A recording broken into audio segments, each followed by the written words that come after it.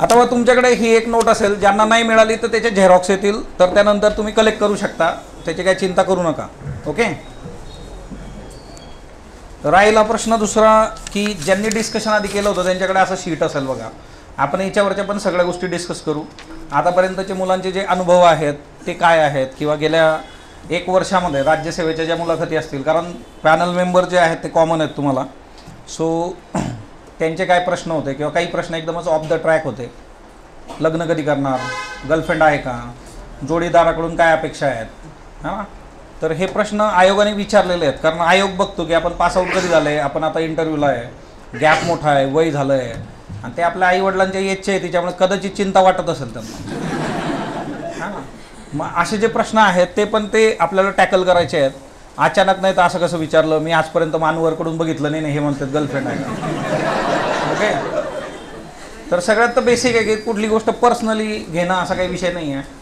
Engineer जे आहेत त्यांना असेही प्रश्न झालेले आहेत की बाबा इंजिनियर आणि गर्लफ्रेंड कशी नाही तुम्हाला, हां. मग असं वाटतं आपली डिग्री अशीच गेली काय असेल. बेसिकली जे आहे तर ते काही गोष्टी ज्या आहेत तर त्या त्यांच्या पद्धतीने ज्या आहे की ते बघतात तुम्हाला. सो तुम्हाला त्या गोष्टी टॅकल करता आल्या पाहिजेत. आता सिम्पली जे आहे हे सेशन जे असेल याच्यामध्ये काही करंटमधल्या केस स्टडीज आपण इथं डिस्कस करू. उत्तर कशी दिली पाहिजेत. तुम्हाला ही जी नोट आहे बघा, या नोटमध्ये बऱ्यापैकी सगळा डेटा आहे की याच्यातले 4-5 प्रश्न तर कसे तुम्हाला विचारले जातात. ओके. मग याच्यामध्ये पोलिसांच्या समस्या, महिला पोलिसांच्या समस्या, ओके, ज्या काही पायाभूत सुविधा आहेत त्याच्या संबंधीचे प्रश्न, नंबर ऑफ गोष्टी याच्यात आहेत त्याही एकदा आपण नजर टाकू. पण हे तुमच्या एंडनी जे आहे तुम्हाला खूप प्रॉपरली डील करणं गरजेचं आहे. समजा ओव्हरऑल काय होतं की आता साधी सोपी गोष्ट आहे की तुमचं जे प्रोफाईल आहे, तुम्ही ज्यावेळेस इंटरव्ह्यूला येता तर ते प्रोफाईल त्याच्या आधी तुम्ही खूप प्रॉपरली बघणं गरजेचं आहे. आता जवळपास 2-3 वर्षामध्ये मी जे ऑब्झर्व केलं आहे की आपल्याला बऱ्याच लोकांना हेच माहीत राहत नाही की प्रोफाईलमध्ये आपण काय टाकलं आहे. तुमचा जो पत्ता असतो तो पत्ता तुम्ही विसरून गेलेला असता, कारण इथं 4 वेळा रूम बदललेली असते. प्रोफाईल बदलताना काही लोक पुण्यातला पत्ता टाकतात, गावातला पत्ता टाकतात. तुमचं प्रोफाईल जे आहे ना त्याच्यावर प्रश्न कसाही फिरू शकतो, हे तुम्ही आधी लक्षात घेतलं पाहिजे. बरं, टायपिंगचे कोर्सेस केलेले आहेत तर ते GCC, MSCIDचे फुल फॉर्म 90% लोकांना माहीत नसतात. सो ते तुम्हाला माहीत पाहिजे, कारण ते तुमच्या प्रोफाईलचा भाग आहे. त्याच्यामुळे अशा ज्या गोष्टी आहेत, कुठलीही गोष्ट आपल्या प्रोफाईलमधली अनसेड राहता कामा नाही. ती प्रत्येक गोष्ट तुम्हाला माहीत पाहिजे. त्यातल्या त्यात असं एक निदर्शनास आलेलं आहे की समजा तुमचं इंजिनिअरिंग झालेलं आहे, MBA तुम्ही केलेलं आहे, किंवा MTech झालेलं आहे, काही लोकांचं ME झालेलं आहे, म्हणजे तुम्ही एक चांगलं हायर एज्युकेशन घेतलं आहे. आणि त्या हायर एज्युकेशन घेतल्यानंतर तुम्ही GCCचा कोर्स केलेला आहे म्हणजे टायपिंग, तर तो कशासाठी लागतो, क्लेरिकल जॉबसाठी, मोस्ट प्रॉब्ली ग्रुप Cचे जॉब आहे त्याच्यासाठी लागतो. मग आता एवढं चांगलं शिक्षण आहे आपलं, त्याच्यानंतर आपण हा कोर्स केला. बरं, काही लोक असं सांगतात की मग ते मी कॉलेजला होतो तेव्हा केला होता, पण मग डेट पण बघायची की वरती डेट राहते पासआउट 2016, कोर्स केला 2022. मग ते विचारू शकतात की बाबा इतक्या वर्षानंतर पण कॉलेजच्या कट्ट्यावर असं काय हरवलं होतं तिथं जास्त बसले तुम्ही. सो मूळ जे आहे तर ते आधी प्रोफाईल नीट बघायचं स्वतःचं. आता एक दुसरा मुद्दा असतो की फॉर्म भरतानाचं प्रोफाईल असतं का आताचं प्रोफाईल असतं. आतापर्यंतचं आपल्यानुसार जे आहे की बाबा फॉर्म भरला त्यावेळेचं प्रोफाईल असतं, पण उद्या जर असं झालं की ते म्हटले आपण अप टू डेट प्रोफाईल आत्ताचं घेऊयात, मग म्हणून प्रत्येकाने जे आहे, मुलांसाठी सूचना आहे, सगळ्यांनी शेविंग प्रॉपर करून घ्या. 2 जुलैपासून तुमच्या मुलाखती आहेत. तुम्ही जसं जाणार आहे तसं तुम्ही राहा. तुमचे फोटो, बरेचसे फोटो जे आहेत ते लिटरली 8 वर्ष जुने, 7 वर्ष जुने, 10 वर्ष जुने, म्हणजे फिंगरप्रिंट स्कॅन केल्याशिवाय कोणी सांगू शकत नाही की तुम्हीच आहे म्हणून. सो त्याच्यामुळे ते का विचारतात असं तुम्हाला की एक प्रशासकीय अधिकारी जो आहे तर तो अप टू डेट असला पाहिजे. आपणच जर आपली माहिती प्रॉपरली तिथं नाही ठेवली तर मग ते कसं डील होणार इन फ्युचर, हा एक कन्सर्न आहे त्याच्यामध्ये. सो ही एक गोष्ट फार महत्त्वाची आहे की जर तुम्ही तुमचे फोटो चेंज नसतील केले तर ते चेंज करून घ्या. म्हणजे किमान तुम्ही हे तर सांगू शकता की फॉर्म भरताना तो फोटो तसा होता परंतु मी आता अपडेट केला आहे. आणि ज्यावेळेस तुम्ही असं सांगाल, जर तुम्ही अपडेट केलेलं असेल तर तुम्ही कॉन्फिडंटली ते बोलू शकता. असं सिंपल आहे. आणि उद्या जर आयोग अजून अप टू डेट झाला, आयोगाला वाटलं की नाही आत्ताची जी कॅन्डिडेटची प्रोफाईल आहे तिच्याला धरूनच आम्ही त्या गोष्टी करू, कारण बरेचसे कॅन्डिडेट नंतर एज्युकेशन पण परस्यू करतात किंवा काही गोष्टी त्यांनी चेंज केल्या असतात. कारण अशी आपली प्रोसेस जी आहे इन केस PSI ती जवळपास 3 वर्ष डिले करते. बघा आपली 2022ची ॲड आहे बरोबर. आता हे समजा हळूहळू समजा रिझल्ट नंतर आता काही नवीन कार्यक्रम आहेत आपले, 2-4 केसेस, मग फायनल रिझल्ट, म्हणजे 2025 आहेच ते. ओके, असं व्हायला नको है ना, एका महिन्यामध्ये रिझल्ट येईल आपला, त्याची चिंता करू नका. बट बेसिक गोष्ट अशी आहे की ते तुम्ही प्रोफाईल तुमचं जे असेल ते प्रॉपरली अपडेट करा. वर्क एक्सपिरियन्स बऱ्याच लोकांनी समजा तिथं टाकलेला जरी नसला तरी त्या केसमध्ये तुम्ही जर काम केलं असेल तर ते तुम्ही सांगा. कारण बऱ्याचदा ते विचारतात की 8 वर्षाचा गॅप आहे, 7 वर्षाचा गॅप आहे, तुम्ही काय केलं. तुम्ही जरी एखाद्या अशा फर्ममध्ये काम केलं असेल की जी खूप मोठी कंपनी नाही आहे, कुठल्याही ठिकाणी जर तुम्ही काम करता तर त्याचा एक एक्सपिरियन्स आपल्याला असतो, ते तुम्ही सांगू शकता तिथं. किंवा बऱ्याच विद्यार्थ्यांना प्रोफाईल तयार करताना असं वाटतं की गव्हर्नमेंटच्या जॉबचा एक्सपिरियन्स टाकायचा आहे, तिच्यामुळे ते टाकत नाही प्रायव्हेटमधले, पण ते तुम्ही सांगू शकता. ओके, सो बेसिकली अशा काही गोष्टी आहेत. आता एक सिंपल आपण सुरुवात आधी जे आहे अटायरपासून सुरुवात करूयात. तुमच्याकडे जे काही म्हणजे कसा पोशाख असला पाहिजे. आता एक गोष्ट असते की ज्यावेळेस तुम्ही इंटरव्ह्यूला येणार आहे बघा, इंटरव्ह्यूचे स्लॉट ओपन होतील, टीम तुम्हाला जे आहे स्लॉट सिस्टीम राहील इथं. स्लॉट इन द सेन्स की तुम्हाला एक वेळ दिला जाईल की 9 वाजता तुमचा इंटरव्ह्यू आहे, तर तुम्ही 9 वाजता यायचं, तुमचा इंटरव्ह्यू द्यायचा, तुमचा फीडबॅक होईल आणि तुम्ही निघून जायचं. म्हणजे 1 तासाचा विषय तो राहतो. कधी कधी थोडंफार प्लस मायनस होऊ शकतं, 1 ते 1.5 तासामध्ये तुम्ही फ्री होता. ओके, हा एक तिच्यामधला बेसिक कन्सर्न आहे. सो त्याच्याकरता जे आहे तुम्ही जसं आयोगात जाणार आहे तसंच इथं या. काही लोक ग्राउंडवर वॉर्मअप करून मग इंटरव्ह्यूला येतात बघा. आता त्याचं रिझन असं आहे की तुम्ही जे कपडे घालून जाणार आहे, तुमचं जे अटायर असणार आहे त्याच्यावर पण प्रश्न बनतो. एखाद्याच्या शर्टाचा रंग जर थोडासा वेगळा असेल, समजा रेग्युलर कसे असतात आपले व्हाईट कलर असतो किंवा समजा नेव्ही ब्ल्यू असेल किंवा रुटीन 3-4 पिंक येलो जे असे स्लाईड शेड जर असले, याच्या पलीकडे जाऊन अजून काहीतरी असलं, तुम्हाला एकदम विचारलं याला काय म्हणतात त्याला काय म्हणतात, तिथं गणित गडबडलं आपलं. सो तसे पण इश्यू येऊ शकतात. सो बेसिक जे आहे की तुम्ही ज्या पद्धतीने तिकडं जाणार आहे तसंच तुम्ही इथं या. कदाचित तुमच्या ड्रेसवरून पण एखादा प्रश्न तिथं विचारला जाऊ शकतो, अटायरवरून जे आहे. मुलींच्या बाबतीत होऊ शकतं बघा, है ना, की आजकाल ट्रेंडिंगमध्ये गुलाबी साडी आहे, तुम्ही गुलाबी का नाही घातली, है ना. सो मूळ जे आहे की एकदम असा कॅज्युअल प्रश्न आल्यानंतर तुम्हाला त्याला पण त्याच पद्धतीने टोलवता आलं पाहिजे. ओके, की बाबा गुलाबी घेतले नाही, काहीतरी चुकलं काय आपलं, असं काय नाही आहे. सो त्या गोष्टी ज्या आहेत तर त्या थोड्याशा तुम्हाला प्रॉपरली, आणि हे काही असं प्रिपरेशन नाही आहे, याचं सिलेबस नाही आहे कुठलं की ह्या गोष्टी केल्यानेच ते वर्क होणार आहे, असं काही नसतं बघा. सो ती एक गोष्ट लक्षात ठेवा की याच्यासाठी ॲज सच काही प्रिपरेशन नाही. असे 1-2 प्रश्न येतीलच की जे तुमचा सेन्स ऑफ ह्युमर बघणार आहे तिथं. ओके, मुलांसाठी एक खूप महत्त्वाची सूचना आहे की फिजिकलचे मार्क जे आहे ते विचारले जाऊ शकतात तिथं. सो बऱ्याचदा असं होतं की क्वालिफाईंग आहे म्हटल्यानंतर मग तुम्ही प्रिपरेशन नाही केलं का, एवढे कमी कसे आले. आता हा त्यांचा रुटीन आहे, रुटीन प्रश्न PSIमध्ये की फिजिकलला मार्क्स किती आले, त्यांच्या रुटीन हिच्यात आहे, ते विचारू शकतात तुम्हाला. ओके, त्याचं बेनिफिट पण तुम्हाला मिळू शकतं समजा. So basically first of all attire जे असतं बघा, तुमच्यासमोर अटायर जे आहे, आता हे आपले विद्यार्थी आहेत समजा, हा मधला आपला विद्यार्थी नाही, हा दुसऱ्या देशातला आहे. ओके, आता काय झालं, ऋषी सर नसल्यामुळे जे आहे जो डेटाबेस माझ्याकडे एवढा नव्हता, पण तरी सरांनी काही मला मदत केली होती तिच्यातून. जगदीश आहे बघा, जगदीशचा आता क्लास 1 म्हणून राज्यसेवेतून आहे. तुमच्याकडे 3 गोष्टी आहेत, 3 इचारी मुलं जे आहेत ते डील करू शकतात. एक फॉर्मल, ओके, दुसरं फॉर्मल प्लस टाय जे आहे बघा. आता हे फॉर्मल आहे एकदम प्रॉपर. ओके, फॉर्मल आहे. इकडं जे आहे तर ते फॉर्मल विथ टाय आहे बघा, आणि हे जे आहे ते ब्लेझर आहे. ओके, आयोगाने काही सांगितलेलं नाही की काय घालायचं आहे काय नाही घालायचं आहे, हा तुमचा कम्फर्टचा विषय आहे. Completely it's all about your comfort. Okay, कारण हे ब्लेझर घातलं की आपल्या मूवमेंट रेस्ट्रिक्ट होतील बघा. ब्लेझरच्या बाबतीत काही बेसिक गोष्ट आहे की तुम्ही ज्यावेळेस बसणार आहात तर हे 2 बटणं जे आहेत तर ते तुम्ही उघडले पाहिजेत त्याचे, बरोबर. मग त्याची पण प्रॅक्टिस करावी लागते आपल्याला. ब्लेझर जर नवीन शिवलेलं असतं, सगळे कपडे नवीन असतात आपल्या, नवीन जेव्हा असतात तर ते काच बटन जे असतं तर तिच्यात बटन टाकण्यातच आपल्या 100 कॅलरी जातं. मग त्याची प्रॅक्टिस करणं पण गरजेचं असतं. अदरवाईज मग असं होतं की एक बटन उघडलं, एक नाही, तिथं गोंधळ झाला, तसंच बसलो, अशा पण गोष्टी होऊ शकतात. म्हणजे छोट्या छोट्या गोष्टी आहेत, आणि याच्याने तुमचा मूड खराब झाला तर पुढं जे काही होणार आहे त्याच्यामध्ये त्याचा इम्पॅक्ट होऊ शकतो, एवढं लक्षात ठेवा. ओके, सिम्पली जे आहे जेव्हा तुम्ही आत जाल तेव्हा पाणी जर प्यायचं असेल जाताना जे आहे तर बाटलीला तोंड लावून पाणी प्यायचं. बरेच लोक वरतून वगैरे टाकतात, 4 थेंब जर इथं पडलेत ते ओलं झालं सगळं तर मग ते सुकणार नाही आहे, मग परत तिकडं लक्ष तुमचं. ओके, या छोट्या छोट्या गोष्टी आपल्याला मॅटर करतील. तुम्ही आतापर्यंत जे प्रिपरेशन केलेलं आहे त्या प्रिपरेशनला जे आहे बूस्ट करण्यासाठी या गोष्टी मॅटर करतात. 3ही तुमच्यासमोर आहेत. याच्यातला कुठलाही जो आहे पेहराव तुम्ही करू शकता. हे कम्प्लिटली तुमच्या कम्फर्टवर अवेलेबल म्हणजे हे आहे, अवलंबून आहे. ओके, तो थलापती विजय आहे ना, त्याचा व्हिडिओ व्हायरल झाला आहे बघा एक, ते त्याची ओळख करून देताना ओळख करून दिली त्यांनी की खूप सिम्पल माणूस आहे म्हटला, बघा शर्ट पॅन्टमध्ये आला आहे. त्यांनी सांगितलं की मी कम्फर्टेबल मला वाटतं म्हणून मी घातलं आहे, हे सिम्पल गिम्पल नाही, लय महागडं शर्ट आहे म्हटलं आहे. ओके, सो बेसिकली जे आहे ह्या तीनपैकी कुठलाही ऑप्शन आहे घेऊ शकता. टाय जर तुम्ही लावणार असला तर स्ट्रिक्टली जे आहे, आता शर्ट शिवून घ्या, जे काही तुमचे बाहेरचे असे कॅज्युअल आपण रेडीमेड शर्ट घेतो त्याची जी कॉलर असते ती कट असते बघा, जशी यांची कॉलर आहे इथे.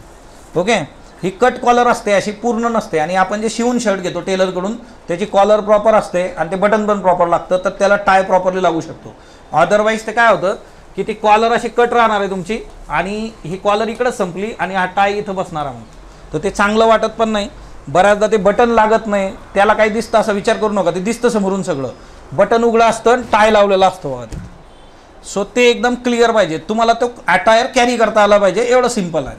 ओके, सो टाय जर लावणार असला तर 2 टाय घ्या, एक वाटलं तर तुम्ही चांगला राहील, दुसरा एक डमी टाय घ्या, त्याची प्रॅक्टिस करा रूमवर, कारण अख्खा आयुष्य लायब्ररी टी शर्टवर जातो जुडिओच्या. ओके, आणि तिच्यामध्ये आपल्याला टाय लावायची सवय नसते आणि ते टायमध्ये ते सगळं पॅक असतं, गळ्याला ती सवय नसते, म्हणून परत परत हात तिथं जातो आणि ते आपण सगळं विस्कटतो. म्हणून ती एक गोष्ट थोडीशी लक्षात ठेवा, म्हणजे त्या गोष्टी थोडा मॅटर करतात. प्रॅक्टिस एकदम प्रॉपर पाहिजे या गोष्टींची. ओके, इकडं जे असेल बघा, ही टाय पिन पण लावलेली आहे जगदीशच्या याला जे आहे ती टाय पिनचा वापर करा. जर टाय असेल तर मग ती शेपटी इकडे तिकडे लोंबत नाही त्याची. बऱ्याचदा जे असतं ती टायची मधली जी शेपटी आहे, ओके, ती खाली जास्तीची लेंथ तिला आलेली असते, तर बॅक साईडला तिला ते एक हे पण असतं बघा, पट्टी असते छोटी, तिच्यात ते टाकून घ्यायचं. ओके, सो ह्या छोट्या छोट्या गोष्टी आहेत. ते आता तुम्ही म्हणणार PSIला ब्लेझर घालू का, तर तुषार नवलेचा व्हिडिओ आहे बघा, PSI तुषार नवले, तो फोटो पण आहे इथं. त्यांनी ब्लेझर घालून जे आहे इंटरव्ह्यू दिला आहे, तर सिलेक्शन झालं. सगळ्या प्रकारचे उदाहरण तुम्हाला इथं पण दाखवतो, ॲज सच असं काही नाही आहे. आणि फॉर्मल घेऊन 30 मार्क घेणारे दादा हरिवनवे जे आहेत त्यांचा पण व्हिडिओ आहे तिथं, फॉर्मलच कपडे घातलेले आहेत, 30 मार्क्स आहेत बघा. सो ओव्हरऑल जे आहे ना की ह्या गोष्टी जरा लक्षात घ्या. त्याच्यानंतर हे बघा दादा हरिवनवे अटायर हे 30 मार्क्स आहे बघा इंटरव्ह्यूमध्ये. याचा अर्थ टायनी मार्क्स वाढतात, ब्लेझरनी मार्क्स वाढतात असं काही होत नाही. ओके, एवढं आहे की तुम्ही पर्सनॅलिटी प्लस दिसू शकता, पण त्या लोकांना ॲज सच त्याचं काही अप्रूव्ह नाही आहे. हां, एक होऊ शकतं की तुम्हाला आता बघा मुंबईमध्ये इंटरव्ह्यू आपले बरोबर, मुंबईचं वातावरण कसं असतं, दमट. आता जे लोक ब्लेझर घालून जातील त्यांना गेल्या गेल्या असा प्रश्न येऊ शकतो की मुंबईच्या वातावरणात ब्लेझर घालून आलात तुम्ही, एवढ्या दमट वातावरणात घातलं पाहिजे का ब्लेझर? किंवा बऱ्याच लोकांचा प्रोफाईलवर फोटो हा ब्लेझरमधला असतो, मग त्यांना विचारतात की फोटो काढायला घातलं तुम्ही आणि इथं एवढा महत्त्वाचा दिवस आहे, आज इंटरव्ह्यू, आज ब्लेझर का नाही घातलं? बरं, तिसरा एक प्रश्न तिच्यामध्ये की ब्लेझर हे जे आहे तर हे पाश्चिमात्य लोकांचं जे आहे तर ते पोशाख आहे. आपलं जे आहे तर ते आधीचं नेहरू जॅकेट, आताचं मोदी जॅकेट, अजून काळाच्या ओघात नाव बदलू शकतं. ओके, ते हापवाला असतं ना वरतून घातलेलं, शपथ घेताना मंत्री घालून गेले होते बघा. ओके, सो हे भारतीय पेहराव आहे, असं का नाही केला तुम्ही, असा पण प्रश्न विचारला आहे. कारण पॅनल मेंबर तशा पेहरावात आले होते ते, बघा मी कसं भारतीय पेहराव केलेला आहे, तुम्ही का नाही केला, असे पण प्रश्न विचारले जाऊ शकतात, है ना. हिच्याने काही मार्क्स वगैरे कमी होत. तुम्ही सांगू शकता मुंबईचं वातावरण जरी दमट असलं तरी हा माझ्या आयुष्यातला एक खूप महत्त्वाचा दिवस आहे आणि माननीय आयोगाला मी सामोरं जातो आहे, तर प्रेझेंटेबल असावं म्हणून मी घातलं. आणि इन केस तुम्हाला जर विचारलं की तुमच्या प्रोफाईलवर ब्लेझर आहे आणि तुम्ही न ब्लेझर घालता आलात, मग काय सांगणार, मुंबईचं वातावरण खूप दमट आहे, मला तिच्यामध्ये एवढं कम्फर्टेबल ब्लेझर राहिलं नसतं, मला संपला विषय. ओके, सो हे तुमच्यावर आहे, शब्दांचे खेळ आहेत सगळे, तुम्हाला त्याला डील करता आलं पाहिजे आणि कॉन्फिडेंटली डील करता आलं पाहिजे. ही PSIसाठीचे इंटरव्ह्यू आहे, याचं गणित थोडं वेगळं आहे सिव्हिलपेक्षा. हा पॅशनचा जॉब आहे बघा, हे कुणाचेही म्हणजे असं 10 ते 6 त्या लोकांसाठी ही गोष्ट नाही आहे. याला पॅशन लागतं, ते पॅशन तुमच्यात ओव्हरऑल पर्सनॅलिटीमध्ये तिथं दिसलं पाहिजे, दॅट्स इट. ओके, सो इकडं जे आहे बघा अभिजित ढेरे आहे, रँक 12 आहे बघा, फॉर्मलच आहे सगळं जे काय आहे. ओके, असं काय नाही आहे की तुम्हाला फॉर्मली मार्क्स कमी वगैरे होतील. 12 नंबर जे आहे हां, रँक 12. सो ओव्हरऑल अभिजित आणि 30 मार्क्स आहे तिकडं, सो त्याचा काही एवढा इश्यू नाही आहे. हिच्यामध्ये जे आहे आता हा पण होता आय थिंक तुषारचा पण एक आहे, एक मिनटं, तुषारचा फोटो हे झाला, ठीक आहे. तुषार नवले जे आहे ना तो ॲक्च्युअली PSIसाठीचा आहे, आपल्या याच्यावर ते व्हिडिओ पण आहे, तो एकदा बघून घ्याल तुम्ही. त्याच्यानंतर नेक्स्ट वन शूज. आता बघा या शूजला कसा शेप आहे समोरून, हा ऑक्सफर्ड स्कूल शूज म्हणून म्हटलं आता याला. मोस्ट प्रॉब्ली इंटरव्ह्यू UPSC वगैरे सगळ्या दूर असं वापरला जातो. याला समोरून बघा असं जरा राऊंड शेप तो हे आहे. असे टोकाचे टाकाचे शूज फक्त घेऊ नका, चौकोनी टोक हे ते डिझाईनवाले शक्यतोवर तसे नको. आयोग असं तुम्हाला काहीच सांगत नाही, पण एक आहे की आपल्याला काही गोष्टी गृहीत धरायच्या की फॉर्मल याच्यात तुम्ही गेला पाहिजे. आता हा एवढा चकचक करतोय बघा, आपला शूज असा चमकतो का? नाही चमकत आपला शूज, बरोबर, कारण आपण घेतल्यापासून कधी पॉलिश केलेली नसते त्याला. जर एखादा फंक्शनमध्ये गेला कधीतरी तेव्हा मी पॉलिश करतो. रुटीन याच्यामध्ये फार कमी लोक असतात की ते पॉलिश करूनच मग शूज घालतात. असे पण काही आहेत. माझ्या आयुष्यात एक माणूस आहे असा, तो पॉलिश करूनच मग शूज घालतो रोज. आता याच्यात कसं आहे ना की वॅक्स पॉलिश मिळते. वॅक्स पॉलिश कुणाकडे आहे का तुमच्यापैकी? रेग्युलर पॉलिश तुम्ही करता त्याच्यावर एक 60-70 रुपयाची वॅक्स पॉलिश मिळते. रेग्युलर पॉलिश झाली की बुटावर फिरवायची, बूट एकदम चकचक चककतो तिच्याने. ओके, 1-2 वेळा करून ठेवलं तर अजून भारी चमकेल. शेवटी कसं आहे की ते प्रॉपर जर असलं तर मग कधी पण बेस्ट आहे. तर हा एक राऊंड शेप याच्यामध्ये लक्षात ठेवा. आता बघा, हा ब्लॅक कलरचा शूज आहे, पॅन्ट पण समजा ब्लॅक आहे आणि इथं हिरव्या रंगाचा जो आहे तर तो सॉक्स घातला आहे बघा. काही लोक जे आहेत ना, एक सॉक्स जे आहेत आपल्याकडे आजकाल ते कटवाले सॉक्स बरेच आलेले आहेत बघा. म्हणजे काही फक्त तळव्याला असतात ना, ते बुटाला पण कळत नाही घातलाय म्हणून. काही जे असतात तर ते शॉर्टवाले जे आहे थोडंसं वर येतं.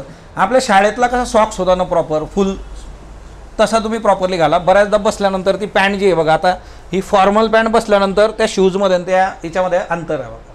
आता हा शूज ब्लॅक आहे, तो सॉक्स ब्लॅक आहे, पॅन्ट पण समजा ब्लॅक आहे, तर ते संबंध जे आहे तिच्यामध्ये ती कंटिन्युटी दिसते. बऱ्याच लोकांच्या याच्यावर ते डिझाईन्स वगैरे असतात. शक्यतोवर असं नको, प्लेन जे आहेत. ओके, आणि लेन त्याची प्रॉपर स्कूलसारखी असली पाहिजे, म्हणजे थोडं वर जरी आलं तर पाय दिसत नाही त्याच्या. सो ती एक बाब लक्षात ठेवा. त्याच्यानंतर बेल्ट बघा, फॉर्मल बेल्ट असा असतो बघा. खूप जुन्या काळात असं बेल्ट राहायचा, नंतर ते बक्कलवाले आले, बॉक्स आले, अजून काय काय यायला लागलं त्याच्यावर. सो शक्यतोवर जे आहे असा फॉर्मल बेल्ट असेल तर तो कधी पण ॲप्रिशिएट केला जाऊ शकतो. फॉर्मल बेल्ट जे आहे तर ते वापरा. बॉक्सवाले वगैरे जे आहे, आणि खूप काही महाग नाही येते या गोष्टी, तुम्हाला 100-120 रुपयात पण मिळू शकतो. ओके, त्यातल्या त्यात तुम्हाला घालायचाच नसला तर मग एखाद्या मित्राबरोबर ॲडजस्ट करू शकता तुम्ही, ज्याचा इंटरव्ह्यू दुसऱ्या दिवशी असेल. असं नको व्हायला एकाच दिवसाच्या याच्यात हा ना, तिथं भागीदारी करू नका फक्त हा ना. दोघं एकाच दिवशी दोघांनी भागीदारी केली ना, अचानक जर दोघांना ॲट अ टाईम बोलवलं ना, मग काय करणार आपलं. सो ह्या ज्या गोष्टी आहेत, आता हे आयोगाने काहीच सांगितलं नाही. हे एक सजेशन आहे आमच्या यांनी, ज्या काही अनुभव आमच्याकडे आहे किंवा जे फीडबॅक मुलांकडून येत जातात किंवा जे काही आत्ताच्यापर्यंत गोष्टी आल्या तिच्यातून. तर हा फॉर्मल जे आहे बेल्ट आहे, असा सिम्पलवाला बेल्ट तुम्ही घालणं अपेक्षित आहे बघा. त्याच्यानंतर नेक्स्ट म्हणजे आहे फॉर्मल घड्याळ जे आहे ते हातात घाला. डिजिटल वॉच वगैरे शक्यतो नको, किंवा हे असलं प्रकरण नको बघा, ॲप्रिशिएबल नाही आहे. सो तुम्ही सिम्पलवाले जे आहेत ना असे, त्यातल्या त्यात पण बघा हे व्हाईट डायल का ठेवले आहेत तुम्ही स्वतः ऑब्झर्व करा. जर व्हाईट असेल तर ते खरंच चांगलं दिसतं. ब्लॅक, ब्ल्यू, ओके, म्हणजे आताच्या आता बदललं पाहिजे असं नाही, पण ज्यांना घ्यायचं आहे ते असा विचार करू शकतात. तुम्ही स्वतः बघा तर ते खूप प्रॉपर दिसतं बघा. ओके, सो हे ह्या टाईपचे जे आहेत ना तर ते फॉर्मल घड्याळ जर तुम्हाला घालायचं असलं तर ते तुम्ही घालू शकता. देन स्पेक, चष्मा घालून पण आलो आहे बघा मी.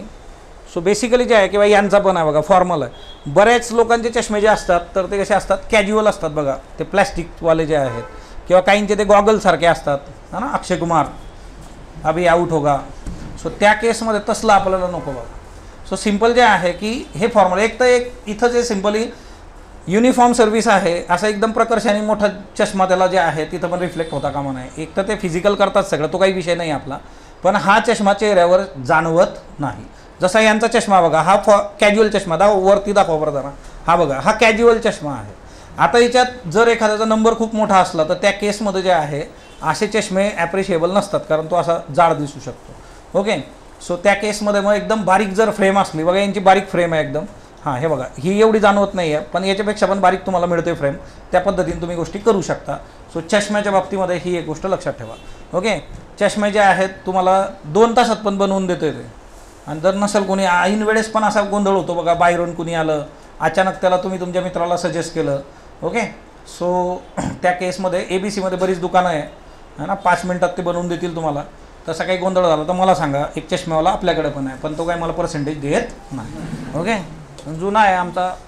आता बघा मुलींच्या बाबतीमध्ये जे अटायर आहे, आता CAPFसाठी जे आहे, जे इंटरव्ह्यू स्पॉटलाईटमध्ये झाले होते त्याच्यामध्ये प्रणालीने हा इंटरव्ह्यू दिलेला आहे बघा UPSCचा आता, आणि तिने ब्लेझर घातलेला आहे. तिच्यामध्ये हा असिस्टंट कमांडंटसाठीचा इंटरव्ह्यू आहे.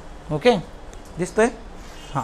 सो प्रॉपर ब्लेझर घातलेलं आहे प्रणालीने, आता झालेला यांचा निकाल पण येईल समजा आता CAPF UPSCसाठी जे इंटरव्ह्यू इथं झाले होते. सो मुली घालू शकतात का ब्लेझर? घालू शकतात, काहीच प्रॉब्लेम नाही. त्यातल्या त्यात ही युनिफॉर्म सर्व्हिस आहे, पोलीस डिपार्टमेंट आहे, तुमचा ओव्हरऑल पोशाखच असा असणार आहे, तुम्ही घालू शकता, काय प्रॉब्लेम नाही आहे. किंवा याच्यामध्ये दुसरं पण एक असतं, ते म्हणजे काय, तर साडीवर ब्लेझर घालू शकतो का, तर यस, नंबर ऑफ मुली साडीवर पण ब्लेझर घालतात इंटरव्ह्यूमध्ये, तर तोही एक ऑप्शन तुम्हाला आहे. ओके, सो ह्या दोन्ही ऑप्शन्स असतात. याच्या पलीकडे जाऊन सिम्पल जे आहे साडीवर पण आपण इंटरव्ह्यू देऊ शकतो. स्नेहल पाटील ऑलरेडी PSI बघा, प्रतीक्षा राठोड PSI आहेत, यांनी जे आहे प्रॉपर साडीवर दिलेलं आहेत. आम्ही सजेस्ट करू तुम्हाला की तुम्ही शक्यतोवर साडी परिधान करा, हा ना. ड्रेसचं गणित कसं आहे बघा, की ड्रेस किती महागडा कसाही असला तरी तो कॅज्युअल वाटतो ड्रेसवरचे जे अपीरन्स होतं. सो तुमच्या कोड ऑफ कंडक्टमध्ये पण जर तुम्ही बघितलं तर साडी तिथं आहे. सो ओव्हरऑल जे आहे की सजेशन असेल की साडी, फक्त साडी जी आहे तर ती डिसेंट, तिचा कलर असावा, खूप भडक वगैरे, तिच्यावर खूप वर्क केलेलं आहे, किंवा इंटरव्ह्यू आहे म्हटल्यानंतर एक साईड झाले घरचे त्यांनी एकदम काढलं एकदम आपलं, हा ना, घरातली एखादी जी आहे ठेवणीतली किंवा तुम्हाला आणून दिली, गिफ्ट दिली, असला प्रकार नको. तर ती जे आहे ना, हां, म्हणजे होऊन जातं ना तसं. आता हे बघा, हे आपल्या फील्डमध्ये जे आहे बाहेरच्याला ते माहीत आहे नाही आहे, किंवा तुमचे हा ना काका काकू मामा मामी अजून काही काही नातेवाईक असतात, त्यांना तुमच्या आयुष्यातलं इंटरेस्ट असतो बघा, खऱ्या अर्थाने जे आहे ॲप्रिशिएट करत असतात, आणि मग त्यांना लय भारी वाटतं. अख्खं जग तुम्हाला शिव्या घालतं पण त्याला लय गोड लागतं, तुम्ही म्हणजे काही करा तुम्ही तिकडं, ते म्हणतात नाही नाही ठीक आहे, मग काय होतं, तुझ्या याच्यानी असं केलं होतं, त्यांनी तसं केलं होतं, तुझ्या काकाचं सांगू का तुला, असं ते जे आहे की ते सपोर्ट सिस्टीम जी असते ना आपली. सो एक सिम्पल आहे, मॅडम आहेत, तुम्ही मॅडमशी पण डिस्कस करू शकता. आपल्या याच्यावर बरेचसे तिच्यामध्ये जे आहेत इंटरव्ह्यूज आहेत तिच्यावरचे बघा की डिसेंट असावं, तिच्यावर खूप वर्क वगैरे, हा ना, किंवा ते काठाला पण असं वर्क असतं बघा खाली, ते पण बऱ्याच लोकांना असतं, ते सगळं लटकत असतं खाली, लटकन वगैरे जे आहे. शक्यतोवर अशा गोष्टी नको, तर फॉर्मल असेल तर चांगलं आहे. सो तिथं तुम्हाला 3 ऑप्शन्स आहेत बघा. ओके, शक्यतोवर ड्रेसच्या ऐवजी साडी. आता साडीची सवय पण आपल्याला नसते, ते आपल्याला माहीत आहे आपलं डे टू डे लाईफमध्ये. तर मग तुम्ही साडीची सवय, जसं मी यांना सांगितलं की तुम्ही टायची सवय करा, ब्लेझरची सवय करा, रूमवर लावून बसा, तर तसं तुम्ही करू शकता बघा. ओके, फक्त एक आहे की ड्रेसवर द्यायचंच नाही का, किंवा ड्रेसवर देऊन पास होत नाही, तसे पण उदाहरणं आहेत, तिच्यात काही आहेत बघा, त्यांनी ड्रेसवर पण दिला आहे. पण सजेशन असेल की जर साडी असेल तर ते ॲप्रिशिएबल असणार आहे. ओके, सो ह्या गोष्टी ज्या आहेत तर त्या अटायर संबंधीच्या होत्या. आता मुलींना ऑबियसली जे आहे की पायामध्ये जे आहे शूज वगैरे तुम्ही पण तो डिसेंटच घालणं अपेक्षित आहे समजा. सो घड्याळाच्या बाबतीमध्ये सिम्पल फॉर्मल घड्याळ तुम्ही घालू शकता. ओके, सो गळ्यामध्ये वाटलं तर मोत्याची माळ वगैरे जे आहे ती मॅच होणारी तशी एक काहीतरी पाहिजे, असं मोकळं जर ठेवण्यापेक्षा ते तुम्ही एक करू शकता बघा. ओके, आता बघा काही महत्त्वाच्या गोष्टी ज्या आहेत की आता आपल्या पोलीस महासंचालक जे आहेत बघा, महाराष्ट्राच्या बाबतीमध्ये पहिल्यांदा असं घडलं की महिला पोलीस महासंचालक, मग महिला पोलीस महासंचालक झाल्यामुळे पोलीस दलावर काय इम्पॅक्ट होतो किंवा पोलीस दलाला काय बेनिफिट झाले, की तिच्यामधून जे आहे की महिला पोलिसांचं मनोबल वाढलं का वगैरे वगैरे प्रश्न तुम्हाला विचारले जाऊ शकतात. ओके, महिला एक चांगले लीडर असल्याचे एक्झाम्पल्स मग तुम्हाला असे काही देता येऊ शकतात. सो बेसिकली जे आहे की महाराष्ट्रासाठी ही एक महत्त्वाची बाब आहे, तुम्हाला उद्या असे प्रश्न विचारले जाऊ शकतात. आता पदानुक्रम जो आहे तो नीट करायचा बघा. पदानुक्रम खालून वर वरून खाली दोघी ह्याच्याने तुम्हाला खूप परफेक्ट सांगता आलं पाहिजे. बऱ्याचदा काय होतं की आपण खालून वर पाठ केलेला आहे तो कम्फर्ट असतो, किंवा वरतून खाली सांगतो कम्फर्ट आहे, त्यांनी जर टोकलं तर मग तुम्हाला दोघी बाजूनी सांगता आलं पाहिजे. आणि त्यातल्या त्यात हे खूप महत्त्वाचं पद आहे. मग या पदासाठीचे जे काही आहेत बाबा, याला काही व्हॅलिडिटी असते, किती नियुक्ती किती काळासाठी असते वगैरे वगैरे वगैरे. सो तसेही प्रश्न तुम्हाला विचारले जाऊ शकतो. जो DGP जे आहे तर त्यांच्याबद्दल गोष्टी चांगल्या करून ठेवा. ओके, यांची थोडीशी हिस्ट्री तुम्हाला माहीत पाहिजे की कुठल्या बॅचच्या IPS ऑफिसर आहे वगैरे वगैरे. ओके, सो ते तुम्हाला माहीत असलं पाहिजे. आता काही केस स्टडीज ज्या आहेत त्या जर आपण बघितल्या बघा, की आता रिसेंटली जे आहे कंगना रनौतची केस स्टडी आहे. कंगना रनौतला जे आहे CAPFच्या कॉन्स्टेबलने जे आहे तर रेल्वे स्टेशन आपलं एअरपोर्टवर जे आहे तर श्रीमुखात बळकवली, अशी केस स्टडी आहे बघा. ओके, आता CISF कॉन्स्टेबल जे आहे, आता याच्यावरून बरेच डिबेट झाले बघा. आता कंगना रनौत हे केस अशी आहे की वादग्रस्त प्रकरण आहे, बऱ्याच अंशी न्यूजमध्ये असणं, किंवा आत्ता नवनिर्वाचित खासदार पण आहेत BJPच्या, आधीपासून बऱ्याच गोष्टींमध्ये होत्या. आता तुम्हाला जर असं विचारलं की बाबा हे योग्य केलं का या व्यक्तीने, ओके, तर तुम्हाला एक गोष्ट लक्षात ठेवायची, ज्या वेळेस तुम्हाला उत्तर द्यायचे कुठल्याही विषयामध्ये, तर तुम्हाला काय काय लक्षात ठेवायचं. एक सगळ्यात तर बेसिक जे आहे भारताचं संविधान, जे वाचून तुम्ही इथपर्यंत पोहोचला. आपल्या संविधानामध्ये काही गोष्टी एकदम क्लिअर करून दिलेल्या आहेत. राईट टू लाईफ आहे बघा. कमी जास्त जोरात फटका बसला असता तर काय झालं असतं या जीवाचं, हा ना. बेसिकली जे आहे article 21 is very important. Right to life जे आहे CISF. सो ते पॅम्परिंगचा कार्यक्रम नाही आहे ना. सो आता हिच्यामध्ये एक जे आहे की हिच्यातमध्ये यांचं जे रिॲक्शन होती ती यांनी तिथं काही रिॲक्ट केलं नाही आवडलं. सो इमोशनल इंटेलिजन्सच्या दृष्टीने हे पॉझिटिव्ह होतं एक. नाही तर यांनी पण तिथं मारामारी सुरू केली असती तर मग ते गणित बदललं असतं.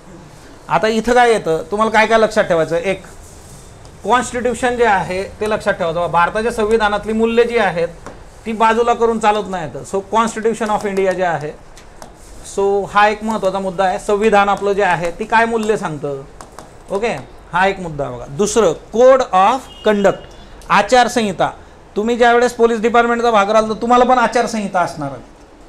काय करायचं काय नाही करायचं असं असतं का बरं. पोलीस कुणाला पण धरून मारतात असं होतं का, नाही होत बघा.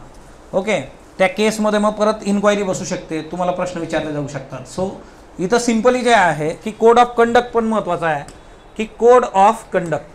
आता हां, यांनी केलेलं जे स्टेटमेंट होतं, आता या केसमध्ये काय होतं की शेतकरी आंदोलनाच्या वेळेस कंगना रनौतचं जे स्टेटमेंट होतं ते ॲक्सेप्टेबल नव्हतं यांना.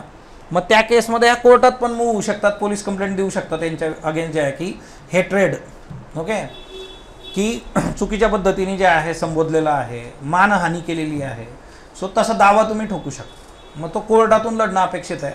कारण जर आपण सगळ्या गोष्टी आपल्या लेवलला सॉर्ट आऊट करायला लागलो तर मग गोष्टी वर्क नाही होणार. मग आपल्याला पोलिसांची गरज कशासाठी राहील, आपल्याला न्यायव्यवस्थेची गरज कशाला राहील, है ना. काळा कोट पण मग काय कामात येणार नाही.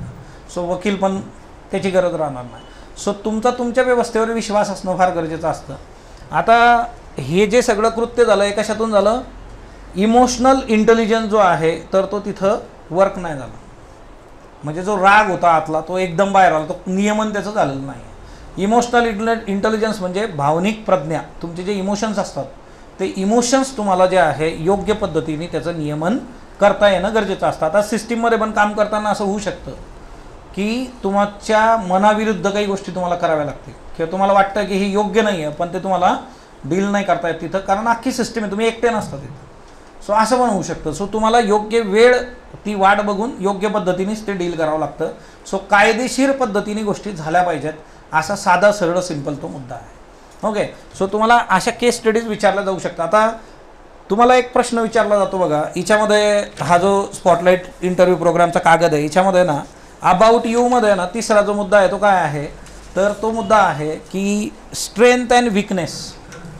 तुमच्या विकनेस काय आणि तुमच्या स्ट्रेंथ काय आहे. आता बऱ्याच लोकांना हा एक प्रश्न पडतो की माझ्यात काहीतरी विकनेस आहे सांगितलं म्हणजे माझे मार्क कमी होतील बाबा, तर मग मी परफेक्ट ह्युमन बिंग आहे असं ते सांगतात. आर्या पार्ट 1 पार्ट 2 है ना, बघितलं का तुम्ही Allu Arjun perfect human being. असं असतं का बरं. प्रत्येकामध्ये काहीतरी गोष्टी ज्या आहेत तर त्या विकनेस आहे बघा त्याची. ओके, माझ्यामध्ये काही असतील, तुमच्यामध्ये काय असतील, तर ते ॲक्सेप्ट करणं हे काहीतरी ब्लंडर आहे असं नसतं. तुमचे मार्क्स ते कमी करतील असं काही नाही आहे. पण याच्यामध्ये अशा काही गोष्टी असतात, जसं फॉर एक्झाम्पल तुम्ही जर सांगितलं की मला राग खूप येतो, लगेच येतो, लगेच रिॲक्ट होतो, असं होऊ शकतं का उद्या, होऊ शकतं. मग ओके, मग तुम्ही जे सांगताय ना त्याचे परिणाम काय होऊ शकतात याचा पण तुम्ही विचार करणं अपेक्षित आहे की समोरचा त्याला कसा घेईल. शेवटी कसं आहे ना, समोरच्याने आपल्याला कसं जज केलं हे आपल्याला रिझल्ट लागल्यावर कळतं आणि त्याचं काहीच नाही करताय, बरोबर. म्हणजे माझी काही चूक नव्हतीच, पण जर एखाद्याला नाहीच तुम्ही जज झालात किंवा त्यांनी चुकीच्या पद्धतीने जज केलं तुम्हाला, आपल्याला आयुष्यभर लोक जज होत नाही. आपला मित्र आपल्याबरोबर राहतो 10 वर्षात, त्याचं कळत नाही आपल्याला काय चालू आहे आयुष्यात, बरोबर आहे का नाही. रूम पार्टनरचं ते तर तिथं तुम्ही 8-10 मिनटं भेटणार त्यांना, तर असं होऊ शकतं. म्हणून थोडीशी काळजी आपण आपल्या यांनी घेऊ शकतो. मग तिच्यामध्ये काही कॅन्डिडेट एकदम हुशार असतात बघा, मग त्यांची उत्तरं एकदम भारी असतात. ते सांगतात माझं अक्षर चांगलं नाही, खूप सुंदर नाही आहे, मला जरा वाटतं की माझं अक्षर चांगलं असायला हवं होतं. काय नाही, याच्यानं तुमच्या प्रोफेशनल लाईफवर काही फरक पडतो का, नाही पडत. आता एकदम हुशार उत्तर दिलं, डिप्लोमसी जी आहे ती वापरलेली आहे. किंवा मला गोड खूप आवडतं, मग गोड असलं की मी जरा 2-4 घास जास्त खाऊन घेतो, हा ना. म्हणजे अशा पण काही गोष्टी आहेत की ज्या तुमच्या प्रोफेशनल लाईफला डायरेक्टली धक्का पोहोचू शकत. पण जर तुम्ही असं उत्तर दिलं तर त्या केसमध्ये मग तुम्हाला त्याचं जस्टिफिकेशन देणं पण गरजेचं. आता एखाद्याचं म्हणणं आहे की नाही मला राग येतो मला सांगायचंच आहे, मग ते विचारू शकतात की पोलीस डिपार्टमेंटमध्ये तुमच्याकडे जे आहे काय असणार आहे तिथं, आणि मग तुम्हाला राग आला आणि तुम्हाला नाही कंट्रोल झाला आणि तुम्ही वापरलं ते, मग नंतर सॉरी म्हणून काही फायदा राहत नाही ना त्याच्यामध्ये की सॉरी मला राग आला होता. असं होऊ शकत नाही, टाईम मशीन नाही आहे आपल्याकडं. सो तसं पण तुम्हाला क्रॉस क्वेश्चनिंग केलं जाऊ शकतं, मग त्या अनुषंगाने तुम्ही ते उत्तरं तयार करणं गरजेचं आहे. ओके, सो तो एक मुद्दा याच्यामध्ये लक्षात ठेवा. ही केस स्टडी त्या टाईपची आहे. याच्यानंतर तुम्हाला विचारलं जाण्यासारखं जे आहे ते हे प्रकरण आहे पोर्शे केस जी आहे पुण्यातली, याच्यावर तुम्हाला प्रश्न विचारला जाऊ शकतो. मॅक्झिमम लोकांना विचारला जाऊ शकतो. आपण वय वर्ष 17 जे आहे किंवा मायनर आहे बघा. आता मायनर काय प्रकरण असतं, मायनर म्हणजे काय, बिलो 18 जे आहे. ओके, आता ही संकल्पना पण तुम्हाला सांगून देतो की हे काय असतं ॲक्च्युली. मायनर 18च वर्ष का बरं. आता तुम्ही आताची मुलं जर तुम्ही बघितली बघा, सायकल चालवणं, सायकल म्हणजे ते एकदमच सेकंडरी टर्शरी कारक, बाईक एकदम कॉमन झाली आहे, मुलं बाईक घेऊन फिरतात. त्यातल्या त्यात आजकाल जे आहे ते ऑटो स्टार्ट गाड्या झालेल्या आहेत, त्याच्यामुळे किक गिक मारायला 3-4 भाकरी खाल्ल्या पाहिजे असं पण काही नाही. 10-10 किलोची पोरं जी आहेत ती 150-150 किलोची गाडी घेऊन फिरतात आजकाल, बुलेट है ना, कारण ऑटो स्टार्ट झाली ती. मग आता हे सगळं होतं आहे की स्किल पटकन ॲक्वायर करायला लागलीत लोक. म्हणजे असं नाही की 18 वर्ष मेजर. मी जेव्हा ना प्रिपरेशन करत होतो CETचं, त्यावेळेस आमच्याबरोबर एक मुलगा होता, त्याचे वडील पोलीस अधिकारी होते. त्याची हाईट आहे ना जवळपास म्हणजे 6.5 फूट वगैरे असेल, तो एकदम हायटेड होता. म्हणजे आम्ही त्याच्यासमोर असे बिलकुल 50% मध्येच होतो सगळे. आणि तो यायचा एक छोटीशी गाडी घेऊन, जे स्पिरिट वगैरे त्या टाईपची गाडी घेऊन यायची. तिथलाच बाजूलाच क्लासच्या बाजूला त्याचं घर वगैरे होतं, जवळचाच होता. मग आम्ही त्याला म्हणायचो की तुझी पर्सनॅलिटी कसली, हे काय वापरतोय तू, त्याच्यापेक्षा पायी येत जा. असं पण एवढा मोठा आहे म्हणजे पटापट रस्ता, मोठे मोठे पाय टाकणार. तो म्हटला नाही, माझे वडील एकदम क्लिअर आहेत म्हटलं की एवढं वय झाल्याशिवाय गिअरची गाडी हातात मिळणार नाही. म्हणजे 2 गोष्टी आहेत त्याच्यात. ते पोलीस अधिकारी होते तो एक वेगळा भाग आहे, पण एक चांगले पॅरेंट होते ते की आपल्या मुलांनी कधी काय करायचं, आपल्या मुलींनी कधी काय करायचं. मग आता याच्यात अपब्रिंगिंग नावाची एक गोष्ट असते बघा. आता हे जे 18 इयरचा फंड आहे हे काय असतं की प्रत्येक देशाने जे आहे एक 18 ते 24 वर्षामधला तो कालावधी त्यांच्यासमोर असतो की ज्याच्यामध्ये मेंटली आणि फिजिकली तुम्ही सोशलायझेशन नावाची एक टर्म असते, तुमचं सोशलायझेशन होत राहतं बघा. आता बघा सोशलायझेशन जे आहे, ओके, सोशलायझेशन काय असतं बघा, सामाजिकीकरण. सामाजिकीकरण म्हणजे काय की तुम्हाला जर समजा सिंपली लहान आपण ज्यावेळेस होतो त्यावेळेसचं आपलं वागणं आणि आताचं तुमचं वागणं जे आहे, बरोबर. म्हणजे आता पुणेकर आहेत का बरं इथं कोणी, पुण्यात राहतात हां म्हणजे जवळच तुम्ही हा ना. जर आता बघा तुम्ही सगळे लोक बरोबर प्रिपेअर करता, तुम्ही पण पुण्यातले आहे बघा. पुण्यातले लोक माहीत पाहिजे आपल्याला जेवायला वगैरे जायची वेळ आली तर कसं आहे ना. आता यांनी जर तुम्हाला जेवायला बोलवलं घरी, आता दिवसभर तुम्ही डिस्कशन पण कराल. मग आता हे म्हटलं की मी पुण्याच्या जवळचाच आहे, चला आमच्या गावाला जेवायला किंवा चला आमच्या घरी, गेला तुम्ही तिथं. बरं ह्या सगळ्या गोंधळात यांच्यावर पण प्रेशर आहे इंटरव्ह्यूचं म्हणून यांनी घरी काही सांगितलंच नाही. आणि अचानक तिथं आल्यावर मग आईला फोन केला की आम्ही 2 लोक माझ्याबरोबर आहेत जेवायला, मित्र येत आहेत, मैत्रिणी येत आहेत. ओके, आणि तुम्हाला जे आवडत नाही ती भाजी यांच्या आईने केलेली आहे तिथं. त्यांच्याकडे पण काही ऑप्शन नव्हता, तुम्ही एकदम ऑन द स्पॉट सांगितलं. मग घरात जे आहे जे होतं ते केलं आणि ते तुम्हाला समजा आवडत नाही. फॉर एक्झाम्पल वांग्याची भाजी केलेली आहे आणि तुम्हाला वांगे आवडतच नाही, आणि तिथं गेल्यावर जेवायला बसलात तुम्ही, वांगे समोर आले, काय कराल तुम्ही, जेवणार ना. हां सिम्पल आहे एकदम. आज तुम्ही म्हणाल का नुसतीच भाकरी खातो, भाजी नको मला, तुम्ही खाल ती भाजी. आणि ऑब्वियसली आई मामा होती आहे, कशी झाली, तुम्ही कुठं राहता, मेसवर जेवता, घे भाऊ थोडा अजून, भाऊला तर आवडत नाही, कशी झाली भाजी, काय सांगाल तुम्ही. याला म्हणते सोशलायझेशन. आता तुमच्या आयुष्यामध्ये 5 वर्षाचे जेव्हा तुम्ही होता, 4 वर्षाचे होता, तेच तुम्ही दुसऱ्याच्या घरी गेला आणि तुम्हाला जे आवडत नाही ते त्यांनी खायला दिलं, तर तुमचं रिॲक्शन काय राहायची, माझ्या घरी खात नाही तुमच्या घरी काय खाऊ सर. हा ना.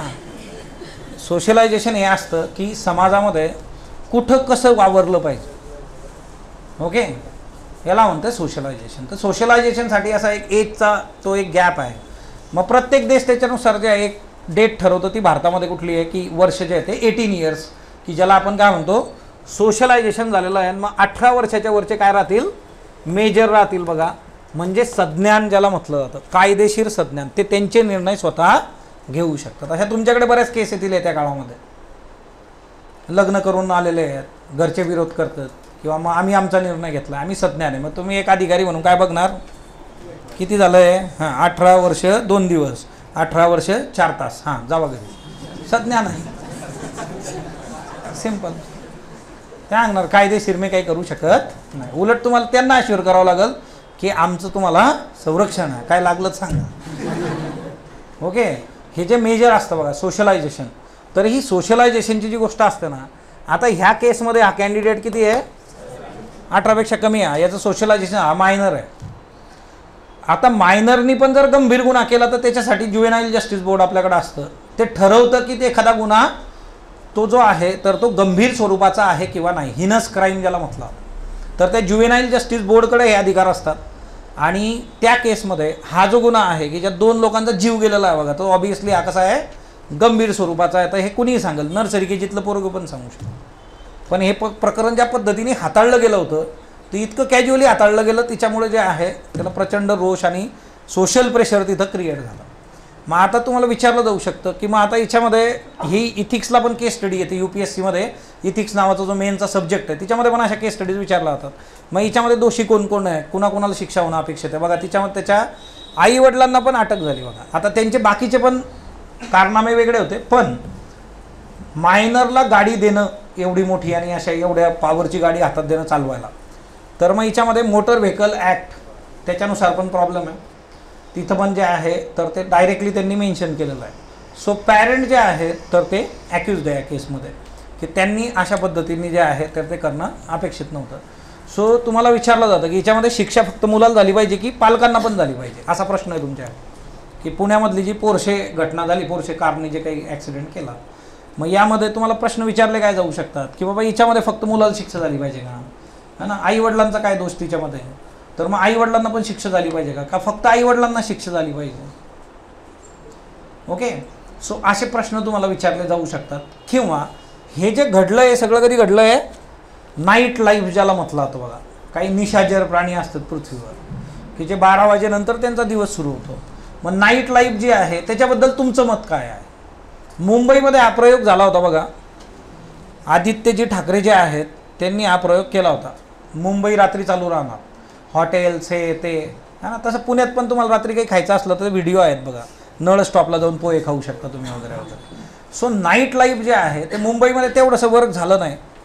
सो काही लोक जे आहेत ते रात्री पबमध्ये जाणं, आणि ऑब्व्हियसली असा एक देश आहे बघा, तुम्हाला माहीत आहे का, त्या देशामध्ये असं आहे की तुम्ही दारू पिऊन जर पबच्या बाहेर आला तर ते बघतात, चेक करतात दारू पिली का, आणि सरकारी व्हेकलद्वारे तुम्हाला घरापर्यंत सोडून देतात. भारी आहे ना, ताणून प्यायची ते घरी सोडून देतील, काहीच प्रॉब्लेम नाही. आपली गाडी चालवायचं टेन्शन घ्यायचं नाही. कुठला देश आहे माहिती आहे तुम्हाला, है ना, शोधा बरं हा देश कुठला आहे माहिती आहे, हा ना, शोधा.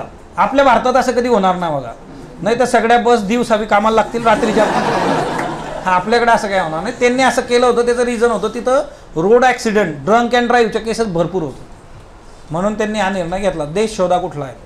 आता इथं जे आहे बघा काय काय करून ठेवायचं. एक, मोटर व्हेकल ॲक्ट तुम्हाला माहीत पाहिजे की त्याचे प्रोव्हिजन्स, की मोटर व्हेकल ॲक्टनुसार पॅरेंट्स पण दोषी आहे याच्यामध्ये. दुसरी गोष्ट जी आहे की मायनर, तर मायनरच्या केसमध्ये पॅरेंट्सला पण शिक्षा होऊ शकते, आणि त्याचा जो गुन्हा आहे तो हिनस क्राईम आहे इथं. सो त्या अनुषंगाने ज्युवेनाईल जस्टिस बोर्डनी जे आहे तर ती कारवाई करणं अपेक्षित आहे बघा. ओके. ते म्हणले निबंध लिहा, त्याच्याकरता MPSC करावी लागते, काय ना, राज्यसेवा करा. आता तर डिस्क्रिप्टिव्ह आहे, त्याला आणलं असतं तिथं तरी तर काहीतरी झालं असतात, तो कन्सर्न आहे. मग तिच्यावर तुमचे मतं तुम्हाला विचारले जाऊ शकतात. ओके. आता याच्यामध्ये दुसरी एक बाब येते ती म्हणजे करप्शन. करप्शनवर प्रश्न विचारला जाऊ शकतो. आता करप्शनवर तुम्हाला रुटीन प्रश्न असतात बघा, करप्शन सिस्टीममध्ये आहे का, असा एक प्रश्न विचारला जातो. पोलीस प्रशासनामध्ये भ्रष्टाचार आहे का. तर हेच बरेचदा मी एक्सप्लेन पण केलं आहे की बरेचसे कॅन्डिडेट डायरेक्ट सांगतात नाही मी अजून गेलोच नाही, तिच्यामुळे मला काही माहीत नाही. मी 1-2दा पेपरमध्ये वाचलं होतं, पण तसा मला काही अनुभव नाही आहे. एक गोष्ट लक्षात घ्या, जर करप्शन नसलं असतं तर हे CBI, ED, है ना, एवढ्या सगळ्या अँटी करप्शन ब्युरो, हे कशाला आपण फुकट पगार देतो का त्यांना. सो करप्शन आहे, म्हणजे तुम्ही नाकारू शकत नाही. करप्शन सगळ्यात दूर आहे बघा. प्रायव्हेटमध्ये आहे, गव्हर्नमेंटमध्ये आहे. मॉरल करप्शन नावाची एक गोष्ट असते बघा. सो मॉरल करप्शन नावाची एक गोष्ट आहे. नैतिकदृष्ट्या जे आहे, म्हणजे तुमच्याकडे एखादी केस आली आणि तुम्ही दुर्लक्षित केली, ती मॉरल करप्शन झालं. तिच्यामध्ये एक गोष्ट येते की तुमच्या अधिकार क्षेत्रात आहे किंवा तुम्ही ते करू शकता. तुम्ही तुमची ड्युटी जी आहे ती प्रॉपरली नाही डील केली, म्हणजे घेतलं वगैरे काहीच नाही तुम्ही, पण तुम्ही लक्षच देईना, मग ते मॉरल करप्शन झालं. सो तो एक मुद्दा येतो. सो करप्शनच्या बाबतीमध्ये हे क्लिअर पाहिजे बघा. ह्या केसमध्ये कितीतरी लोकांनी पैसे घेतल्याचे आरोप झाले. Corruption corruption corruption. किंवा बऱ्याचशा हॉटेलच्या बाबतीमध्ये एक्साईज डिपार्टमेंट हा ना त्याचे व्हिडिओ व्हायरल केले की इथून पैसे एवढा हप्ता तेवढा हप्ता, यांनी एवढा घेतला त्यांनी तेवढा घेतला. सो करप्शन पोलीस डिपार्टमेंटमधलं कमी कसं करायचं असा पण प्रश्न तुम्हाला विचारला जाऊ शकतो. किंवा भ्रष्टाचाराचे एवढे आरोप होत आहेत. चांगली गोष्ट आहे का पोलीस डिपार्टमेंटवर आरोप होणं, एक्साईजवर आरोप होणं? नाही. मग हा भ्रष्टाचार कमी कसा करायचा आपण, याच्यासाठी काही गोष्टी तुम्ही आम्हाला सुचवा. कसं करणार बरं भ्रष्टाचार कमी? हां, पगार वाढला की. पगार किती झाला तरी तुम्ही इमॅजिन करा बरं, जी लोक भ्रष्टाचार करतात, गाडी बंगला 500 एकर जमीन, थांबतात का ते? नाही थांबत ते. मग पगार वाढल्याने थोडे. आता पगार ओके आहेत बघा. पगाराचा इश्यू कुठं होता?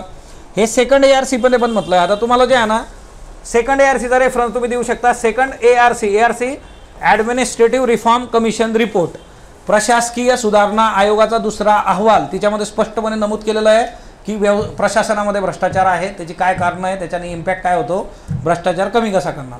पगार वाढवल्याने जे आहे भ्रष्टाचार कमी होईल असं बिलकुल नाही आहे. आणि आताचे जे पगार आहेत बघा 7 पे, तुम्हाला किती पगार मिळेल बरं PSI म्हणून? सुरुवातीला किती मिळणार आपल्याला? पगार माहीत पाहिजे. नाही तर एवढं सगळं कशासाठी चालू आहे हे? तर सगळं झालं हा ना, गुलाल 3 लाखाचा उडला आणि नंतर माहीत पडलं पगार तर एवढाच आहे आपला. हां ओके. सो आता बघा तुम्हाला 7 पे जो आहे तिच्याने काही दिवसांनी अजून 8 पे पण येईल बघा. सो आता गव्हर्नमेंटमध्ये जे आहे ना सॅलरीज खूप चांगल्या आहेत, म्हणजे ॲज सच खूप अजून किती वाढवणार तर तो एवढा कन्सर्न येत नाही. कारण इथं नैतिकतेचा प्रश्न जास्त आहे बघा. याच्यामध्ये एक गोष्ट असते कर्तव्य आधारित नीतीशास्त्र नावाची गोष्ट इथिक्समध्ये असते की ड्युटी बेस्ड इथिक्स. तुमचं जे कर्तव्य आहे ते तुम्ही केलं पाहिजे. त्या कर्तव्यासाठी तुम्हाला माहीत आहे की शासन एखाद्या पदासाठी किती पगार देतं. जर तुमचं तिच्यात भागणार नव्हतं तर तुम्ही कशाला आला तिकडं, असा पण एक मुद्दा येतो बघा. ओके. किंवा तुमच्यापैकी असं जर कोणी असेल की जे प्रायव्हेटचा जॉब सोडून इकडं आला असेल आणि तुमचा पगार 1.5-2 लाख रुपये महिना तिकडं होता, तर तो पण प्रश्न तुम्हाला विचारला जाऊ शकतो की एवढी मोठी पगाराची नोकरी सोडून तुम्ही इकडं का आला. हा ना, तुमचा पगार त्याच्या 1/4 आहे बाबा इथं, तिकडं एवढा 4 पट पगार तुम्ही सोडला आहे, म्हणजे तुम्हाला याचा अर्थ काय, अजून काहीतरी जास्तीचं पाहिजे. ओके. सो तो पण एक मुद्दा तिथं असतो. सो तो करप्शनचा अँगल तो पण तुम्ही तिथं बघितला पाहिजे.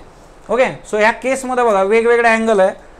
फॅमिली आणि फॅमिलीचा अपब्रिंगिंग जे आहे हा एक कन्सर्न येतो. तुम्हाला डायरेक्टली असा प्रश्न विचारला जाऊ शकतो, तुमच्याकडे गाडी आहे का, 2 व्हीलर आहे का, 4 व्हीलर आहे का, कधी चालवायला शिकलात तुम्ही. तर एकदम एक्साइटमेंटमध्ये सांगू नका की 15व्या वर्षापासून ट्रॅक्टर फिरवतोय गावात म्हणून. एकदम असं विचारलं बघा. हे कसं होऊ शकतं, आडमार्गाने जे आहे बोलता बोलता बोलता आणि मग बरोबर आपण कचाट्यात सापडतो. तर ती अचिव्हमेंट नाही आहे की मी 15व्या वर्षापासून कार फिरवतोय. सो त्या गोष्टी मॅटर करतात. तुमच्याकडे प्रॉपर लायसन्स आहे का, त्याच्यानुसार तुम्ही त्या गोष्टी केल्या पाहिजेत. म्हणून जे हे पण लक्षात ठेवायचं की हे एकदमच स्ट्रेट फॉरवर्ड जाईल का, तर नाही. ते डायरेक्टली पण प्रश्न विचारू शकता आणि इनडायरेक्टली बोलता बोलता एकदमच. बऱ्याचदा आपण काय होतो ना त्यांच्याबरोबर एकदम फ्रिक्वेन्सी सेट होते आपली 2-3 मिनिटानंतर, आणि मग ते आपल्याला एकदम टप्पा टाकतात आणि आपण अडकतो तिच्यामध्ये. आपल्याला असं वाटतं की अरे चांगली लोक आहेत ही.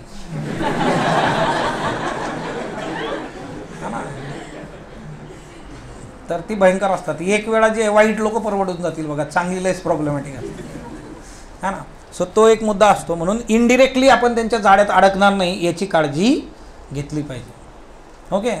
म्हणजे तुम्ही करप्शन कराल का, तर आपण सिम्पली सांगतो की नाही बाबा. किंवा मग असं तुम्हाला जर विचारलं की मग आता एवढा पगार असतो, तिच्यामध्ये तुम्हाला जे आहे की जे काही खबऱ्यांचं जाळं असतं, समजा तुमचे बाकीचे लोक, त्यांना पण तुम्हाला पैसे द्यावे लागतात. हे ते सरकार त्यासाठी काही मदत करत नाही, मग ते वर्क होत नाही. मग तुम्ही कसं मॅनेज करणार. मग एका कॅन्डिडेटने एकदम फ्लोमध्ये उत्तर दिलं होतं की हां मी व्यवस्थेनुसार सगळ्या गोष्टी ॲडजस्ट करेल. बरोबर. मग ते वर्क होत नाही बघा.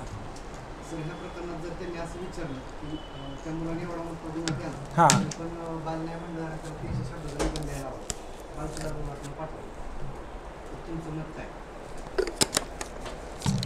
आता सगळ्यात महत्त्वाचं, 2 लोकांचा जीव गेलेला आहे, हा गंभीर स्वरूपाचा गुन्हा आहे.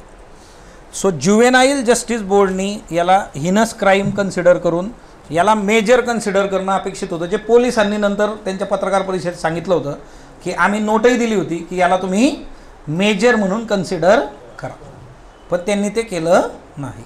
सो त्यांनी ते करणं अपेक्षित होतं. आता त्यांचे पण काही अधिकार आहेत, ते त्यांचं डिस्क्रिप्शन असतं तिथं, म्हणजे बऱ्याच गोष्टी तिच्यामध्ये, आपण इतकं डीपमध्ये टेक्निकल जात नाही, पण त्यांनी गांभीर्याने या गोष्टीकडं बघायला पाहिजे होतं असं मला वाटतं.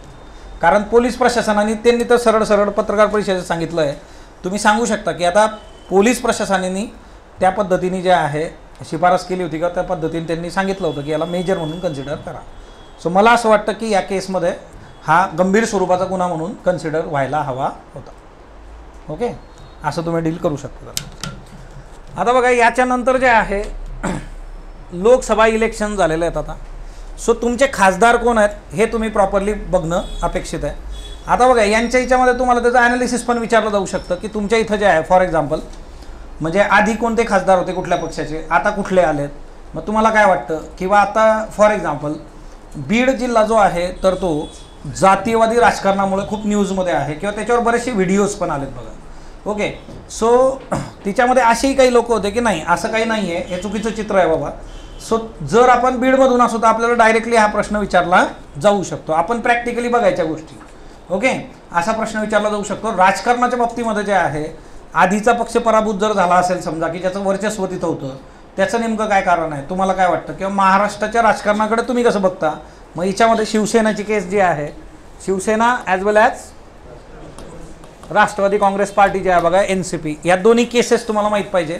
याचे इनडेप्थ व्हिडिओ आपल्या यूट्यूब चॅनलवर आहे, शिवसेना खटला आणि राष्ट्रवादीच्या बाबतीमधले जे काही कन्सर्न आहेत. आता याच्यामध्ये एक सादिक अली खटला म्हणून एक खटला आहे बघा, ज्याच्यामध्ये पक्षाचं नाव आणि पक्षाचं चिन्ह हे कुणाला द्यायचं हा सगळ्यात सर्वा जो निर्णय असतो तो निवडणूक आयोग घेतो असं सुप्रीम कोर्टाने स्पष्ट केलेलं आहे. म्हणजे निवडणूक आयोगाकडे आहे. फक्त शिवसेनेच्या केसमध्ये सुप्रीम कोर्टाने निवडणूक आयोगावर जे प्रश्नचिन्ह उभं केलं होतं ते काय होतं की तुम्ही फक्त निवडून आलेल्या लोकांचा विचार करून हा निर्णय घेतलेला आहे. तर तसं नाही आहे. त्या पक्षाचे इतर कार्यकारिणी, त्यांचे सदस्य, त्यांचा पण विचार तुम्ही करायला पाहिजे होता, त्या गोष्टी बघायला पाहिजे होत्या, असं सर्वोच्च न्यायालयाने शिवसेनेच्या खटल्यामध्ये म्हटलेलं आहे बघा. सो तुम्हाला हे पण विचारलं जाऊ शकतं, शिवसेना NCP बारामतीचे आहेत का कोणी, किंवा ओव्हरऑल जे आहे बघा बारामतीच्या आजूबाजूचे जेवढी लोकं आहेत, तुम्हाला बारामतीशी संबंधित राजकारण जे आहे त्याच्यावर प्रश्न विचारला जाऊ शकतो. किंवा आता विधानसभेला काय चित्र असू शकतं असं पण तुम्हाला विचारू शकतो. सो ओव्हरऑल कसं झालं ना की बारामतीकडं सगळ्या देशाचं लक्ष होतं, इथं काय घडेल, कशा पद्धतीने गोष्टी घडतील. सो तेही तुम्हाला विचारलं जाऊ शकतं. म्हणजे जे काही लोकसभेच्या बाबतीमध्ये आपला रिजन जर कुठल्या गोष्टीमुळे खूप चर्चेमध्ये असेल तर तो एक प्रश्न आपल्याला विचारला जाऊ शकतो. मग तिच्यामध्ये आपलं गाव, आपला रिजन, तिच्यामध्ये काही. किंवा मराठवाड्यामधून जेवढे विद्यार्थी आहेत आता त्या सर्वांना, किती लोक आहे बरं मराठवाड्यातून. सो तुम्हाला हा एक प्रश्न कॉमन आहे की मराठवाड्यातून जे आहे मराठा आरक्षण जे आहे ते मराठा आरक्षणाचा जो प्रश्न आहे तर तो मराठवाडा केंद्री का आहे. कारण मराठवाडा सोडलं तर अख्ख्या महाराष्ट्रामध्ये कुणबी सर्टिफिकेट मिळतं, ज्यामुळे OBCचं आरक्षण मिळू शकतं, जे मराठवाड्यामध्ये त्या गोष्टी प्रॉपरली नव्हत्या. हा एक कन्सर्न तिच्यामध्ये आहे. म्हणून मग ते बऱ्याचदा जे उत्तर आहे ना ते टू द पॉईंट गेलं पाहिजे. काही लोकांचं म्हणणं जे आहेत की मग जरांगे पाटील जे आहेत ते तिथले आहेत म्हणून, असं नाही येते. त्यांनी तो प्रश्न समोर आणला किंवा ती संपूर्ण जी आहे कार्यकारिणी त्यांची जी असेल त्यांनी हा प्रश्न का आणला तर मराठवाड्याच्या बाबतीमध्ये ही गोष्ट तिथं नव्हती. आणि त्यातलं त्यात जे आहे की आरक्षणाबद्दल पण एक बेसिक गोष्ट करून ठेवायची की आरक्षणाची जी काही तरतूद आहे संविधानामध्ये त्याच्याबद्दल तुमचं मत काय आहे. आरक्षण जे आहे तर ते असायला पाहिजे का, मग आरक्षण कुठं कुठं असलं पाहिजे. किंवा महिलांना आरक्षण दिलं होतं बघा, आता UPSCचा पेपर झाला आहे परवा जे आहे तिच्यामध्ये हा प्रश्न होता की महिलांना आपण जे आरक्षण दिलेलं आहे लोकसभेमध्ये ते लागू झालेलं नाही अजून. त्याच्यावरून पण तुम्हाला प्रश्न विचारला जाऊ शकतो. कारण या लोकसभेमध्ये महिला ज्या आहेत तर त्यांचं जे काही पर्सेंटेज आहे ते कमी झालेलं आहे बघा. विमेन पर्सेंटेज जे आहे तर ते ॲज कम्पेअर टू मागची जी 17वी लोकसभा आहे त्याच्या तुलनेत 18व्या लोकसभेमध्ये महिला कमी झालेला आहे, महिला उमेदवार. सो तोही प्रश्न जातो की मग महिलांना आरक्षण दिल्याशिवाय महिलांचं सशक्तीकरण होऊ शकत नाही का. ओके, सो महिला पोलिसांचे प्रश्न पण करा. आणि हिच्यामध्ये ही जी नोट आहे बघा, ह्या नोटमध्ये तुम्हाला महिला पोलिसांचे प्रश्न वेगळे दिलेले आहेत, पोलिसांचे प्रश्न वेगळे दिले आहेत. तर पोलिसांचे प्रश्न विचारले तर इन जनरल सगळ्यांचा विचार करायचा. महिला पोलिसांचे जर प्रश्न असतील तर तिच्यामध्ये फक्त महिलांचे इश्यू तिच्यामध्ये आले पाहिजे, इतकं ते स्पेसिफिक पाहिजे. आणि इकडं पण जेंडर इश्यूवर तुम्हाला प्रश्न विचारले जाऊ शकतात. महिलांचं जे प्रमाण आहे ते घटलेलं आहे आणि त्याच्यासाठी आपण कायदा पण आणला होता. तर मग कायद्याशिवाय आपण गोष्टी नाही वर्क करू शकत का, किंवा मग त्या अनुषंगाने प्रश्न लोकसभेला विचारले जाऊ शकतात. ओके. सो लोकसभेच्या बाबतीमध्ये तुमचे आमदार खासदार, आता आमदार पण म्हणजे सगळे लोकप्रतिनिधी माहीतच पाहिजे आणि आता जे निवडून आलेले आहेत ते माहीत पाहिजे. त्यांच्याबद्दल जर काही स्पेसिफिकेशन्स असले तर तेवढे पण करून ठेवा, ते महत्त्वाचे आपल्याला. शेवटी बघा की आपल्या रिजनशी रिलेटेड जर काही स्पेसिफिक गोष्ट असली तर ती परफेक्ट झालीच पाहिजे. आता मतमोजणीच्या याच्यावर पण प्रश्नचिन्ह काही लोक उभे करतायत. तुम्ही जर पेपर वाचत असाल तर तिच्यामध्ये स्टेटमेंट केले जात आहेत की मतमोजणी करताना गोंधळ झाला, हे झालं ते झालं. तर तुम्हाला हा EVM वाला प्रश्न पण येऊ शकतो. EVM जे आहे तर तिच्या बाबतीमध्ये तुमचं काय मत आहे? EVM हॅक होऊ शकतं का बरं? हां, मग हे क्लिअर आहे. आता तुम्ही ज्या व्यवस्थेमध्ये जाणार त्या व्यवस्थेवरच जर तुम्ही प्रश्नचिन्ह उभं केलं तर मग संपला विषय. आणि निवडणूक आयोगाने EVMच्या बाबतीमध्ये या गोष्टी क्लिअर करून दिलेल्या आहेत की त्यांनी EVM समोर ठेवून तुम्हाला सांगितलं होतं की तुम्ही हॅक करून दाखवा, काय करायचं ते करा बाबा. सो हा एक मुद्दा तिच्यामध्ये येतो. EVM जे आहे इलेक्शनच्या बाबतीमध्ये. सो ती एक बाब हिच्यामध्ये लक्षात ठेवा. त्याच्यानंतर नेक्स्ट म्हणजे आहे, आता हे काय प्रकरण आहे? डीप फेक आहे बघा. हा ना, काजोल कुठली आहे? काजोल नाहीच आहे हिच्यामध्ये. हा ना, ही माऊली आहे, हिला काजोलचा चेहरा लावला आहे बघा. ओके. सो हे काय आहे? डीप फेक आहे.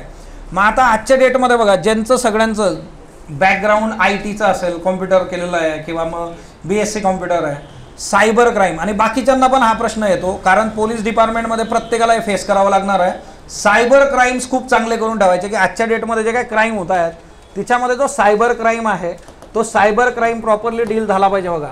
आता डीप फेकमध्ये जे आहे फार पंतप्रधानांचे पण व्हिडिओ बनले आहेत आपल्या. ते म्हटले की हे वाद्य मी कधी वाजवलंच नाही आयुष्यामध्ये. ओके. सो हिच्यामध्ये एवढे व्हिडिओज आहेत. बरं, हिच्यामध्ये आता व्हॉइस क्लोनिंग पण आलेलं आहे. आवाज क्लोन करता येतो, म्हणजे तुमच्याच मित्राचा आवाज क्लोन करून तुम्हाला पाठवलं की मी अडचणीत आहे. आणि हे फक्त बघा वेगवेगळ्या ठिकाणी वेगवेगळ्या पद्धतीने जे आहे गंडे घातले जातात. म्हणजे आता जे आहे तुम्ही जर बघितलं असेल बघा, भरणे मामा माहीत असतील तुम्हाला, हा ना, त्यांचीच न्यूज आलेली होती की त्यांना फोन आला एक. आता बघा जेवढे नेते आहेत त्या नेत्यांना कार्यकर्ते सांभाळावे लागतात. त्यांना फोन आला आणि फोनमधून त्यांनी सांगितलं की असं असं आहे, आमच्या नातेवाईकाचा ॲक्सिडेंट झाला आहे, आम्ही हॉस्पिटलमध्ये आहे, आमच्याकडे पैसे नाही, तिथं अर्जंट आम्हाला जे आहे तर ते पैसे पाहिजे. आणि ते अर्जंट पैसे पाहिजे म्हटल्यानंतर जे आहे त्यांनी पैसे पाठवले. नंतर मग त्यांनी त्यांच्या कार्यकर्त्यांना सांगितलं की बघा बरं जरा काय इथं इथं या त्या ठिकाणी ॲक्सिडेंट झाला आहे, जरा बघा त्यांना काय लागलं. नंतर माहीत पडलं की असं काही घडलेलंच नाही आहे. बरं, असं बऱ्याचशा नेत्यांबरोबर होतं आहे. म्हणजे असे उद्या क्राईम तुमच्यापर्यंत येतील. मग अशा ह्याच्यात काय करावं लागतं तर तुम्हाला अवेअरनेस करणं गरजेचं असतं बघा. जिथं जिथं अशा पद्धतीचे फसवणुकीचे प्रकार सुरू होतात, सो त्या केसमध्ये जे आहे, आता मी माझं एक उदाहरण सांगतो. एक फोन आला होता टीम स्पॉटलाईटला. त्यांनी टीम स्पॉटलाईटला सांगितलं की मी सरांचा नातेवाईक आहे, मला सरांचा नंबर पाहिजे. त्याला हे माहीत नाही की मग एकतर नातेवाईकांशी बोलणं जरा जे आहे टाळलं जातं बघा, है ना. दुसरी एक गोष्ट जी होती की नातेवाईक येते तुमच्याकडे जे आहे नंबर तिथं असणं अपेक्षित होतं किंवा दुसऱ्या नातेवाईकाकडून तुम्ही घेऊ शकता. म्हणजे ते तिथं तर क्लिअर आहे की हे फेक आहे. मग म्हटलं ठीक आहे. मी बोलल्यानंतर त्यांनी बराच वेळ गोल गोल गोल गोल फिरवत मग त्यांनी बरेच रेफरन्सेस दिले. नंतर म्हटलं मला 300 रुपये पाठवता का जरा. मग ते असले जे प्रकार आहेत तर ते प्रकार आपल्या क्षेत्रामध्ये पण तुम्हाला बघायला मिळू शकतात. मग अशा ह्याच्यात तुम्ही काय केलं पाहिजे, किंवा जे आहे की लिस्टमध्ये नाव टाकण्याचा प्रकार आपल्या ह्याच्यात होता बघा. लिस्टमध्ये नाव एडिट करायचं, मी आता इंटरव्ह्यूला आहे, मेन्सला आहे, मला पैसे पाहिजे आणि ते पैसे मागवायचे, असं आपल्या क्षेत्रात मधल्या काळात झालं होतं. पण जेव्हा अशा गोष्टी घडतात तर त्या पोलीस प्रशासनात तुमचं काम काय आहे की तुमच्यापर्यंत जेव्हा असा गुन्हा येतो तेव्हा तुम्ही काय केलं पाहिजे, पटकन अवेअरनेस त्याच्या संबंधीची जी आहे पसरवणं, सोशल मीडियाला प्रॉपरली वापरणं. म्हणजे हे तुम्हाला सोल्युशन सांगता आले पाहिजे की जेव्हा असं काही घडतं आहे तर त्यावेळेस तुम्ही काय करणार आहात. मग त्यावेळेस तुम्ही कॉलेजेसचा पण वापर करू शकता, NSSची मुलं घेऊ शकता बरोबर, कॉलेजेसमध्ये जाऊन प्रोग्राम करू शकता की ती मुलं पण नंतर अवेअरनेस पसरवतील, ती त्यांच्या घरच्यांना सांगतील अशा पद्धतीने. म्हणजे आता हे जे आहे की आयदर सायबर क्राईम जो आहे हा सायबर क्राईम ट्रीट करत असताना काही गुन्हे जे आहेत तर ते इमोशनल लेवलला पण डील केले जातात की तुम्हाला इमोशनल केलं जातं. जसं त्यांची केस आहे बघा, आता कालच्या पेपरलाच आहे आय थिंक ही न्यूज जी येते की आमचा पेशंट आहे, पैसेच नाही आमच्याकडं. ते म्हटलं मी हॉस्पिटलला पाठवतो, नाही आम्ही मेडिकलवर औषधं घ्यायला आलो, इथं काहीच नाही, फोन पण जाईल माझा वगैरे वगैरे वगैरे, चार्जिंग जाणार आहे आता. सो अशा पद्धतीने सो इमोशनल ड्रामा असेल. सो त्या केसमध्ये तुम्हाला अशा गोष्टी पण ट्रीट करणं गरजेचं आहे की त्याला तुम्ही सुचवणं जे आहे, सोल्युशन जे आहे ना ते फार मॅटर करतं बघा. हु इज अ लीडर, लीडर कोण असतो, ज्याच्याकडे सोल्युशन आहे तो लीडर असतो बघा.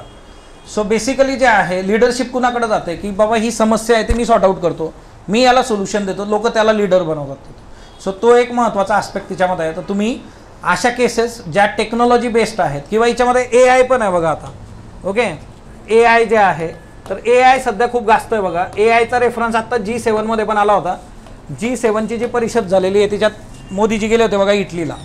सो ओव्हरऑल जे आहे की तिथं सुद्धा जे आहे AI वर बरंच भाष्य झालं की AI ला रेग्युलेट करणं. कारण तुम्ही पोलीस सब इन्स्पेक्टर म्हणून काम करायला लागले ना, येते अजून 2-3 वर्षात तुमच्याकडे आर्टिफिशियल इंटेलिजन्समुळे झालेले गुन्हे एवढे येतील तुमच्या समोर की तुम्ही याला टॅकल कसं करायचं. मग आपल्याला पोलीस डिपार्टमेंटचा जो टेक्नॉलॉजी बेस आहे तो अपग्रेड करणं गरजेचं आहे. ओके, म्हणजे गव्हर्नमेंटचा जो टेक्नॉलॉजी संबंधीचा कन्सर्न आहे तो फार प्रॉपरली डील झाला पाहिजे. सो AI जे आहे आर्टिफिशियल इंटेलिजन्स किंवा कृत्रिम प्रज्ञा याच्यावर पण काम आपण केलं पाहिजे किंवा त्याचा वापर पण आपण केला पाहिजे.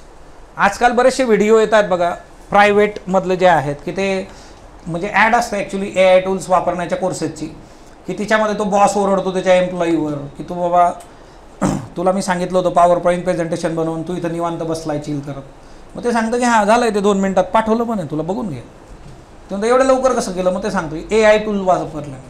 मग आर्टिफिशियल इंटेलिजन्सचे टूल्स पण पोलीस डिपार्टमेंटनी वापरले पाहिजे आणि याच्याकरता पोलीस डिपार्टमेंटकडे एक एक्सपर्ट जे ओपिनियन असेल आणि एक्सपर्ट्स त्याच्यामधले ते स्किल देतील तुम्हाला असं ते असलं पाहिजे. आणि दुसरी एक गोष्ट, आता तुमच्यापैकी जी लोक ज्यांचा टेक्नॉलॉजीशी संबंध आहे किंवा ज्यांचा नाही पण आहे, ज्यांना आवडतं गॅझेट्स वगैरे, ते इंटरव्ह्यूमध्ये पण सांगू शकतात की मी टेक्नॉलॉजी सहजगरित्या वापरू शकतो, टेक्नॉलॉजीमध्ये चांगल्या पद्धतीने मी काम करू शकतो. हे तुम्ही सांगू शकता तुमच्या स्ट्रेंथमध्ये की टेक्नॉलॉजीचा बेस आहे. माझ्या एज्युकेशनमध्ये मी टेक्नॉलॉजी बरोबर जे आहे काम करत आलेलो आहे आणि मला इंटरेस्ट पण आहे. सो येत्या काळामध्ये पोलीस डिपार्टमेंटचा हा एक मेजर ड्रॉबॅक जो किंवा जो मागे आहे आपण याच्यामध्ये की आपली टेक्नॉलॉजी बघा कधी पण सायबर क्राईम होतो याचा अर्थ काय होतो, जो क्राईम करणारा आहे तो एक पाऊल पुढे आहे आपल्यापेक्षा. जर आपण त्याला आधीच रोखलं याचा अर्थ आपण पुढे आहे की हे घडलं असतं आपण रोखलं याला, पण ते घडतं आहे. किंवा जामताराच्या केसेस करून ठेवा बघा. जामतारा तर पहिले तिथंच लोकेटेड होतं, आता जामतारा अख्ख्या जगात झालेलं आहे, सगळ्या दूर पसरली ती लोक. सो ते वेगवेगळे फंडे काढत असतात. तुम्हाला असे पण मेसेज आले असतील की इलेक्ट्रिसिटीचं बिल भरा नाही तर मग इलेक्ट्रिसिटी तुमची कट होणार आहे दुपारपर्यंत. आला आहे का असा मेसेज कुणाला? ओके, आपला एक स्टुडंट होता जे 12,000 रुपये गेले या चक्करमध्ये. ओके, मग तुम्ही हे बघणं की हा प्रायव्हेट मोबाईल नंबरवरून आलेला मेसेज आहे. अशा गोष्टी ज्या आहेत तर त्या डील झाल्या पाहिजे. सो AI चांगलं करा. द नेक्स्ट वन जे आहे बघा की करप्शन, हा मुद्दा मी तुम्हाला वरती पण सांगितला, हा करप्शन रिलेटेडच आहे की करप्शन मी वरतीच एक्सप्लेन करून दिलेलं आहे. सो ती एक बाब तिच्यामध्ये लक्षात घ्या. आता दुसरा एक फार तुम्हाला विचारलं होतं ते म्हणजे कस्टडियल डेथ जे आहे बघा. ओके, कस्टडियल डेथ बऱ्याच लोकांना विचारलं होतं. एक स्टुडंट होता आपला मागच्या याच्यामध्ये, त्याला कस्टडियल डेथ आम्ही इथं मॉकमध्ये विचारलं होतं आणि त्याला कस्टडियल डेथ ही कन्सेप्ट माहीत नव्हती आणि त्याने नंतर ते प्रिपेअर केलं आणि लकीली त्याला सगळा इंटरव्ह्यू हा कस्टडियल डेथवर झाला, तर सिलेक्शन झालं आता. सो कस्टडियल डेथ काय असतं की पोलीस कस्टडीमध्ये एखाद्या व्यक्तीचा मृत्यू होणं, ज्याला कस्टडियल डेथ असं म्हटलं जातं.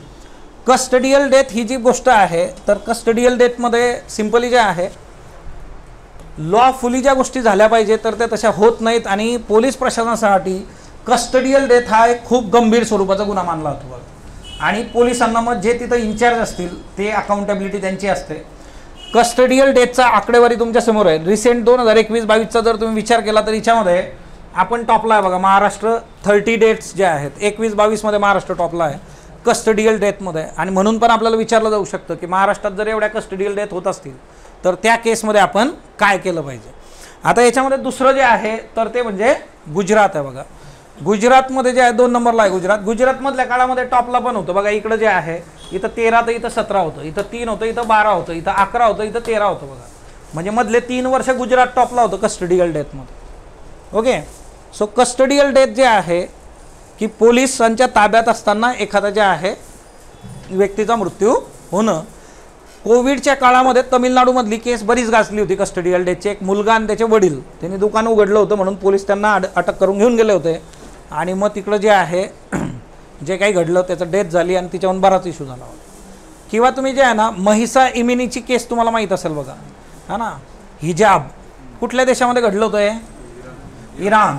इराणमध्ये आता पण बघा हिजाबच्या केसेस जे आहे ना, तर ते आपल्याकडं महाराष्ट्रात काही रेफरन्सेस मुंबईचे आहेत, काही रेफरन्स कर्नाटकमधले आहेत, हिजाबच्या केसेस झालेल्या आहेत. मुस्लिम समाजामध्ये जे आहे मुली जे आहेत तर तो चेहरा झाकण्यासाठी हिजाबचा वापर करतात. समजा चेहऱ्याच्या आजूबाजूचं सगळं हे झाकलं होतं त्याच्याने. सो हिजाबचा वापर एज्युकेशनल इन्स्टिट्यूटमध्ये करायचा नाही, अशा बऱ्याचशा केसेस समोर आलेल्या आहेत. इराणमध्ये हे घडलेलं आहे. इराणमध्ये मैसा इमिनी जी होती तिला मॉरल पोलिसांनी अटक केली होती. तुम्हाला हा पण प्रश्न विचारला जातो, what is moral policing. Moral policing म्हणजे काय की आपली विचारधारा बेकायदेशीरपणे दुसऱ्यावर थोपवणं. म्हणजे व्हॅलेंटाईन डेच्या दिवशी बघा काही संघटना येतात, ते पकडून मुलामुलींना मारतात, हे मॉरल पोलिसिंग आहे. सो सिम्पली ते एक उदाहरण आहे. असे बरेच आहेत की वेगवेगळ्या ठिकाणी जर तुम्हाला इथं राहायचं असेल तर तुम्हाला हे करावंच लागेल. मॉरल पोलिसिंग आहे बघा. सो मॉरल पोलिसिंग याच्याकरता तुम्हाला कुठलीही विचारधारा जर इम्प्लिमेंट करायची असेल तर ती इम्प्लिमेंट करण्यासाठी आपल्याकडे रूल्स रेग्युलेशन बनवणं किंवा कायदा बनवणं, त्याच्यासाठी संसद आहे, तिच्या थ्रू त्या गोष्टी झाल्या पाहिजेत आणि मग ते इम्प्लिमेंट झालं पाहिजे. कस्टडियल डेथसाठी जे आहे हे खूप महत्त्वाचं आहे. ह्युमन राईट आर्टिकल 21 म्हणजे याच्यामध्ये डायरेक्टली 20, 21, 22 असे सगळे फंडामेंटल राईट्सचं आनंद होतं याच्यामध्ये. तुम्हाला ह्या भाषेत पण सांगता आलं पाहिजे. कस्टडियल डेथ जर तुम्ही सांगितली तर तिच्यामध्ये तुम्ही स्पेसिफिकली सांगून टाका की आर्टिकल 20, 21, 22 फंडामेंटल राईटचा हनन आहे म्हणा आहे. ओके. सो राईट टू लाईफचा हनन आहे. कारण त्या व्यक्तीला न्यायालयात त्याची बाजू मांडणं, त्याच्यातून न्याय घेणं, अशा बऱ्याच गोष्टी आहेत. मग असं का घडतं? मग पोलिसांवर असणारा जो ताण आहे तिच्यातून पण बऱ्याचदा अशा गोष्टी घडू शकतात. एक मूवी आहे बघा, अर्धसत्य नावाचा मूवी आहे, खूप जुना मूवी आहे, तुम्हाला शक्य झालं तुम्ही बघू शकता. पोलिसांशी संबंधित आहे. ओमपुरीचा फार जुना मूवी आहे हा, पोलीस डिपार्टमेंटशी संबंधित आहे. आता सिंगम वगैरे जे आहे की तर नॉनसेन्स कार्यक्रम आहे, त्याला काही अर्थ नाही आहे. ओके. कारण ह्या मूवीज कशा आहे, एंटरटेनमेंट आहे बघा. असं काही असतं का बरं सिंगमसारखं? तुमचे सिनियर मित्र असतील त्यांना विचारा बरं, हा ना. असं शर्ट वगैरे काढून ते बनियानवर पडतं आहे तिथं, एवढं स्वच्छ बनियान कुणाचं असतंय बरं, हा ना. नो नॉनसेन्स कार्यक्रम आहे. त्याच्यामुळे तुम्हाला ज्यांचे मूव्ही ही हॉबी आहे, बऱ्याच लोकांची हॉबी मूव्ही, मग तिच्यामध्ये पोलिसांसंबंधीचे चांगले मूव्ही कुठले आहेत जे खऱ्या याच्याने पोलिसांसंबंधीचं सगळं प्रॉपरली दाखवतात, ते तुम्हाला सांगता आले पाहिजे की असे 3 मूव्ही सांगा आम्हाला की ज्याच्यामध्ये पोलीस डिपार्टमेंट, मग तिच्यामध्ये ते सिम्बा गिंबा असलं प्रकरण नाही करायचं. ते मग चांगले बरेचसे मूव्ही आहेत की पोलिसांबद्दल. ते सरफरोश सारखा मूव्ही आहे समजा, सरफरोश तुम्ही सांगू शकता. म्हणजे ते बऱ्याचदा तो प्रॉब्लेम येतो आणि ते अडकतात तिथं. म्हणून मूव्ही वेब सिरीज तुम्ही सांगणार असाल तर दिल्ली क्राईम सारखी वेब सिरीज तुम्ही बघितलेली पाहिजे, मग पोलीस डिपार्टमेंटबद्दलची आहे बघा. सो अशा गोष्टी करा की तुम्हाला ते कोरिलेट करता आलं पाहिजे की तुम्ही जे काय करताय मग पोलीस डिपार्टमेंट. साऊथ इंडियामधल्या मूवीजचे जर नावं सांगत असू पोलीस डिपार्टमेंट म्हणून तर मग काय नाही, ते पळताना वाघ पळतो बघा, हां, त्यांनी उडी मारली की दाखवतात ते असं वाघ, असं काय नाही आहे ना. सो बेसिकली जे आहे ह्या गोष्टी मॅटर करतात. सो कस्टडियल डेथ एक चांगलं करून ठेवा, हे महत्त्वाचं आहे बघा. हे मॉरल पोलिसिंग आहे बघा इकडं काय, हे यांचे जे काही बेसिक नियम आहेत हा ना, याला जे आहे बघा कान पकडून उठबशा काढायला लावत आहे. ओके. किंवा इकडं जे आहे पोलिसांनी जे आहे व्हायलन्स केलेला आहे बघा, मग हे लिगल वेतून झालं पाहिजे. मॉरल पोलिसिंग एकदम कॉमन आहे बघा. आता तुम्हाला याच्यामध्ये या गोष्टी दिलेल्या आहेत. आता ही जी नोट आहे बघा तुमची, ज्यांना मिळाले त्यांनी बिलकुल टेन्शन नका घेऊ. दुपारी या, दुपारपर्यंत येऊन जाईल झेरॉक्स, त्यांनी सांगितलं आहे. ज्यांना मिळालं नाही ते घेऊन जा. आता ही जी नोट आहे या नोटमध्ये पण ह्या गोष्टी आहेत, ह्या तुम्हाला काही ओव्हरव्ह्यूसाठी इथं दिल्या होत्या. ही जी नोट आहे बघा याच्यामध्ये पहिलंच आहे की पोलीस आणि समाज. तुम्ही जर बघितलं असेल, तुम्ही पोलीस महासंचालकांचे स्टेटमेंट बघा, त्यांचे स्वतःचे स्टेटमेंट होते 2-3 महिन्यापूर्वी की पोलिसांमध्ये आणि समाजामध्ये दुरावा निर्माण झालेला आहे. तुम्हाला एक प्रश्न विचारले जाऊ शकतात की आता तुम्ही किती लोक पोलीस स्टेशनला भेट दिली बरं, असा एक प्रश्न असतो. हातवर करा बरं, पोलीस स्टेशनला भेट देणारे किती लोक आहे? म्हणजे याचा अर्थ तुम्ही काही गुन्हा केला असं नाही. क्युरियोसिटीमधून तुम्ही गेला होता बाबा की मी आता PSIचा इंटरव्ह्यू देणार आहे मग मी जातो, असे किती लोक आहेत बरं? चांगला हातवर करा की, हा ना. कसं वाटतं बरं पोलीस स्टेशनमध्ये आत जाताना? भारी वाटतं का एकदम? काय होतं? धडधडतं ना. एकदा मी गेलो होतो, माझ्या सिनियरची कार चोरीला गेली होती. मी कॉलेजला होतो त्यावेळेस. त्याची कार चोरीला गेली होती आणि सापडली पण होती. म्हणजे तेव्हा एक ट्रेंड होता, चोर कार चोरायचे, चोरी करायचे आणि ती कार रस्त्यावर सोडून जायचे हायवेवर. मग अशीच त्याची पण कार सोडून गेले होते. मग आम्ही ती कार घेऊन, त्याला फोन आला अशा अशा नंबरची गाडी तुमची आहे. म्हणलं मग ते म्हणले पोलीस स्टेशनला आहे. असं वाटलं होतं तेव्हा त्यांनी सांगितलं. आम्ही सगळे शोधत होतो प्रत्येक ग्रुप वगैरे, तेव्हा इकडं तिकडं याला सांग त्याला सांग, दिसली का या नंबर प्लेटची गाडी. सो ते चोर स्वतःच देऊन गेले होते, रस्त्यावर ठेवून गेले होते आणि बरोबर रस्त्याच्या मध्यभागी उभी केली होती गाडी. आता जेव्हा ट्रॅफिक झालं मग पोलीस आले ते घेऊन. आम्ही जेव्हा तिथं गेलो तेव्हा मध्ये कार्यकर्ते पकडून आणले होते आणि पोलीस त्यांचा कार्यक्रम राबवत होते. ते आवाज मारण्याचे आणि त्यांचे ते ऐकूनच आमच्या अंगावर काटा उभा राहिला होता. सो पोलीस स्टेशनमध्ये जाणं जे आहे ते असं फार स्वागत कक्ष केलेला आहे बघा तिथे, है ना. सो तर स्वागत कक्ष जो आहे तर तेवढं आपल्याला फील येतो का तिथं, तर तसं होत नाही. त्याचं रिझन असं आहे की ती कुठंतरी एक तो फिअर फॅक्टर आहे, है ना. सो मग ती जी दरी आहे ती दरी आपल्याला जी आहे कमी करायची आहे. मग तिच्यामुळे जे आहे की पोलीस आणि समाज जो आहे, सो तिच्यामधले जे काही दुरावे आहेत पोलीस आणि समाज, तर ते डील झाले पाहिजे, हे एकत्र आले पाहिजे. बघा आता तुम्ही इमॅजिन करा, जर पोलिसांचं आणि समाजाचं नातं खूप चांगलं असलं तर त्या केसमध्ये पोलिसांचं बरंच काम कमी होऊ शकतं. ओके, सो तो एक मुद्दा असतो. याच्यानंतर कम्युनिटी पोलिसिंग हे जे प्रकरण आहे बघा, तुम्हाला इथं दिलेलं आहे की कम्युनिटी पोलिसिंग आणि कम्युनिटी पोलिसिंगचे एक्झाम्पल्स.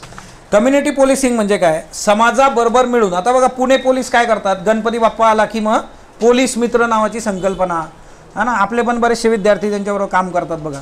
सो बेसिकली जे आहे की आपल्याकडं जे मॅनपॉवर कमी आहे तर ती मॅनपॉवर त्यांना मिळून जाते. सायमल्टेनियसली आपल्याला पण 4 कायद्याच्या गोष्टी कळतात, म्हणजे ते दोघांसाठी चांगली गोष्ट आहे. सो कम्युनिटी पोलिसिंग हे एक महत्त्वाचं, याच्यामध्ये काही केसेस आहेत त्या तुम्ही बघू शकता. त्याच्यानंतर दुसरी जी बाब आहे ती म्हणजे काय की पायाभूत सुविधा पोलिसांच्या बाबतीमध्ये. रिसोर्सेस, आता बघा रिसोर्सेस हा पोलीस डिपार्टमेंटसाठी फार महत्त्वाचा इश्यू आधीपासून राहिलेला आहे. तिच्यामुळे जी संसाधनं असतात, तुमच्यापैकी ज्या ज्या लोकांचं मॅथमॅटिक्स असेल, कॉमर्स असेल, जेवढी काही लोक असतील बघा ज्यांनी टेक्निकल एज्युकेशन घेतलं आहे, तर तिथं ॲक्युरसी, तुमच्याकडे असणारी संसाधनं प्रॉपरली वापरणं, तुमच्या स्किलवर बोला. बऱ्याच लोकांचा हा जो इश्यू आहे की तुमच्या डिग्रीचा काय फायदा होणार आहे, तर बघा डायरेक्टली कुठली डिग्री तिथं डायरेक्ट वर्क करू शकत नाही. कारण आपण जे शिकतो आणि ॲक्च्युली जे काही प्रॅक्टिकली लागतं ते फार वेगळ्या गोष्टी आहेत. तिच्यामुळे ते टेक्निकल एज्युकेशन किती वर्क करेल आणि किती आठवतं ना आपण कॉलेजमध्ये शिकलेलं, तो पण एक मुद्दा आहे. कारण आपण शेवटचा 1 महिनाच पाहतो पास होण्यासाठी काय लिहू त्या पेपरमध्ये. ॲज तसं ते आपलं हे नाही आहे. पण तुम्ही याच्यामध्ये एक गोष्ट करू शकता की शिकताना कुठले स्किल ॲक्वायर केलेले आहेत मी. मग शिकताना माझ्यामध्ये ॲक्युरेसी आलेली आहे, प्रॅक्टिकल मी करत होतो, मग तिथं ॲक्युरेसी लागायची ना आपल्याला. मायक्रोस्कोप बघितला असेल ना प्रत्येकाने शाळेत, दिसत काहीच नाही त्याच्यामध्ये, असा तो मायक्रोस्कोप जो ॲडजस्ट करतो बघा आपण. आमच्याकडे कॉलेजमध्ये मजेदार कार्यक्रम होता, काहीच दिसायचं नाही, किती डोळे फाडले, चष्मे लावून बी काही दिसत नव्हते. आणि जर आपण म्हटलं सरला की सर हे दिसत नाही, तर सर एक तिथं दाखव बरं, हलवलं तू,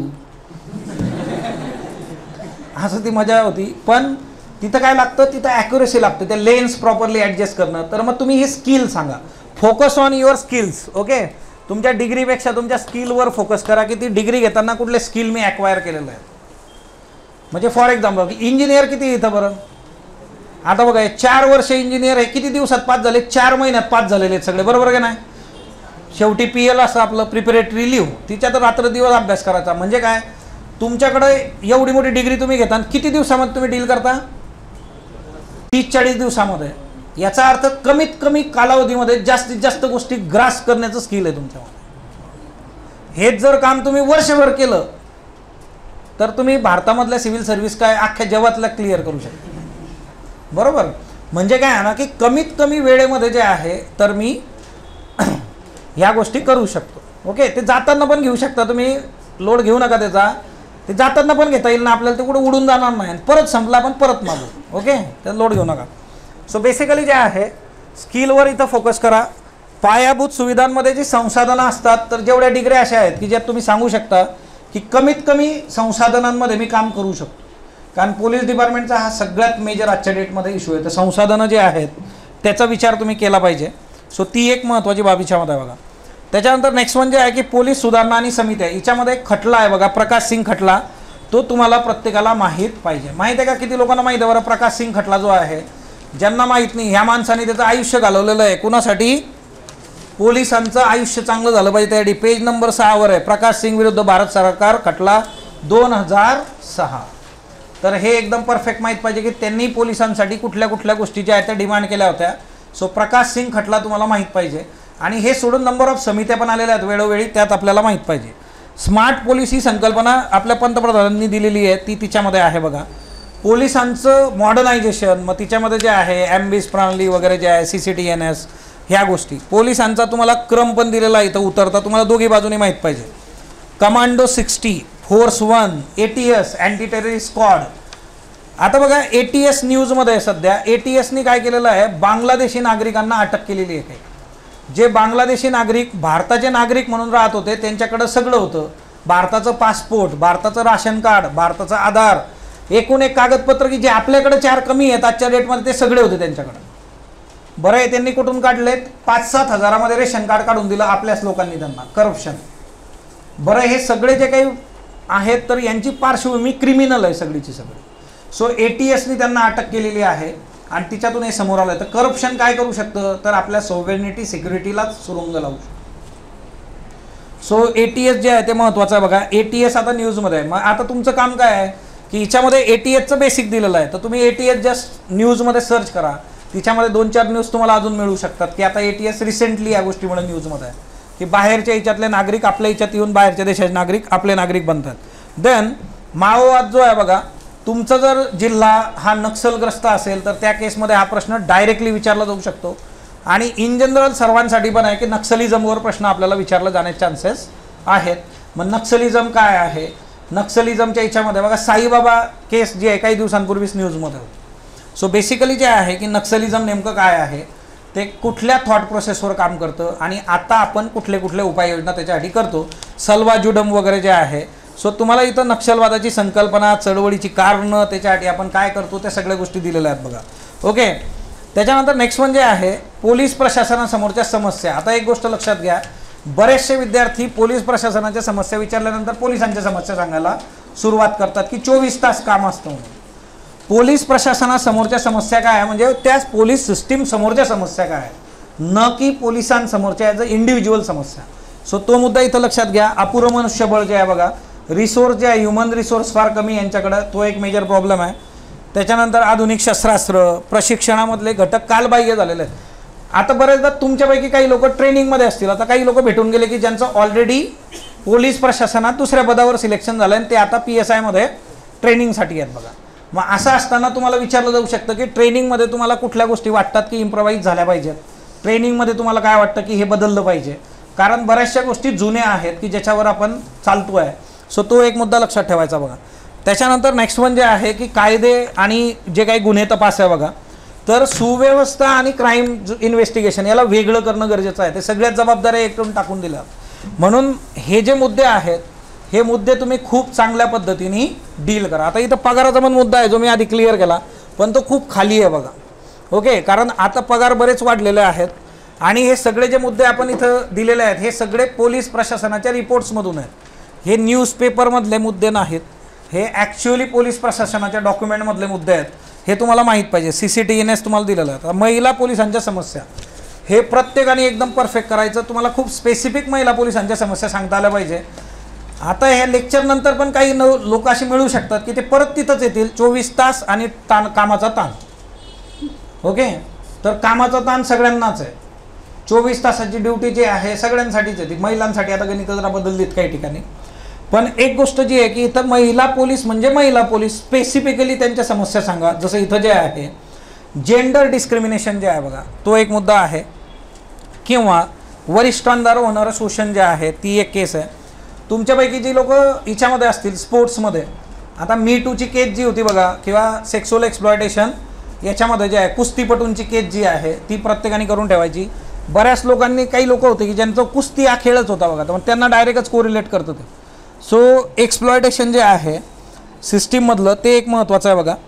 आणि पायाभूत सुविधा नसणं हे प्रॉपरली सांगायचं, तिथं लाजायचं वगैरे नाही का. तिच्यामध्ये नेचर आणि त्याच्यानुसार त्या गोष्टी आहेत. तुम्हाला वॉशरूम प्रॉपरली नाही आहेत, बऱ्याचशा पोलीस चौकी ज्या आहेत, मग त्या केसमध्ये महिला पोलिसांनी काय करायचं हे डायरेक्ट क्लिअर कट गणित आहे बघा. सॅनिटरी पॅड डिस्पोजर तिथं नाही आहे, कुठं टाकणार आपण सॅनिटरी पॅड जे आहेत, ह्या गोष्टी एकदम प्रॉपरली सांगायच्या. तिथं असं नाही आहे की हे मी कसं बोलू. ओके, सो मुलांसाठी मुलींसाठी दोघांसाठी एक क्लिअर आहे. जेव्हा तुम्हाला विचारलं तर महिला पोलिसांच्या समस्या तर त्या तुम्ही खूप प्रॉपरली सांगितल्या पाहिजेत.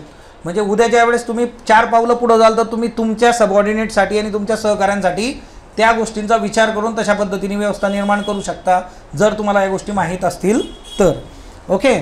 त्याच्यानंतर जे आहे ना की जे काही ड्रेस असतील, म्हणजे आता बुलेट प्रूफ जॅकेट आहे बघा, तर बुलेट प्रूफ जॅकेट हे पुरुषाला समोर ठेवून बनलं आहे, तर महिलांना समोर ठेवून बनवलेलं नाही आहे.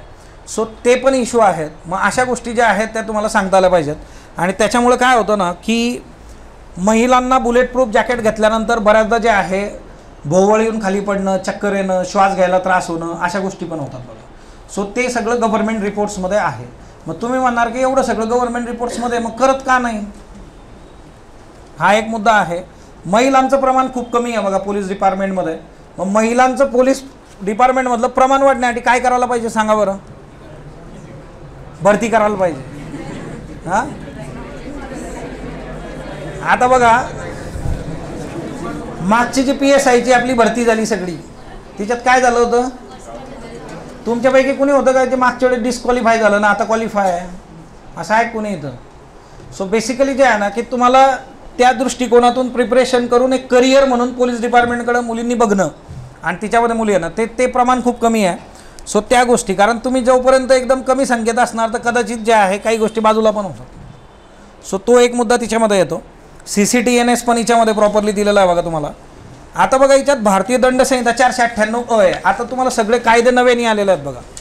सो जे आहे ना की नवीन कायदे जे आहेत त्या नवीन कायद्यांमधले काही प्रोव्हिजन्स तुम्ही केले पाहिजे बघा. कुठले कुठले प्रोव्हिजन कराल? जे जेंडर रिलेटेड आहे, महिलांसंबंधीचे प्रोव्हिजन जे आहेत बघा, जेंडर रिलेटेड जे प्रोव्हिजन्स आहेत. काही विद्यार्थ्यांनी विचारलं होतं की कायदा सगळा पाठ करू का नवीन? काही गरज नाही आहे. जेंडर रिलेटेड गोष्टी ज्या आहेत त्या करा. जे खूप खूप महत्त्वाचे कलम आहेत जे तुम्ही मेनसाठी करत आला होता तसे कलम, आता त्याचा नंबर कुठला आहे तेवढा तुम्हाला माहीत पाहिजे. दुसरी गोष्ट बघा, आता एक केस हिच्यामध्ये नवीन कायदा आला तिच्यावरून एक जो आहे तर तो इश्यू समोर आला होता, हिट अँड रनचा जो आहे. ओके, हिट अँड रनमध्ये काय होतं की त्याच्यासाठी शिक्षा किती कायद्यानुसार 10 वर्षांची शिक्षा आहे बघा, हिट अँड रन. आणि मग त्याच्यामुळे जे आहे जे कमर्शियल लेवलला गाड्या चालवतात त्यांनी जे आहे कॉलअप करून टाकलं होतं, ते जसेच तसे थांबले.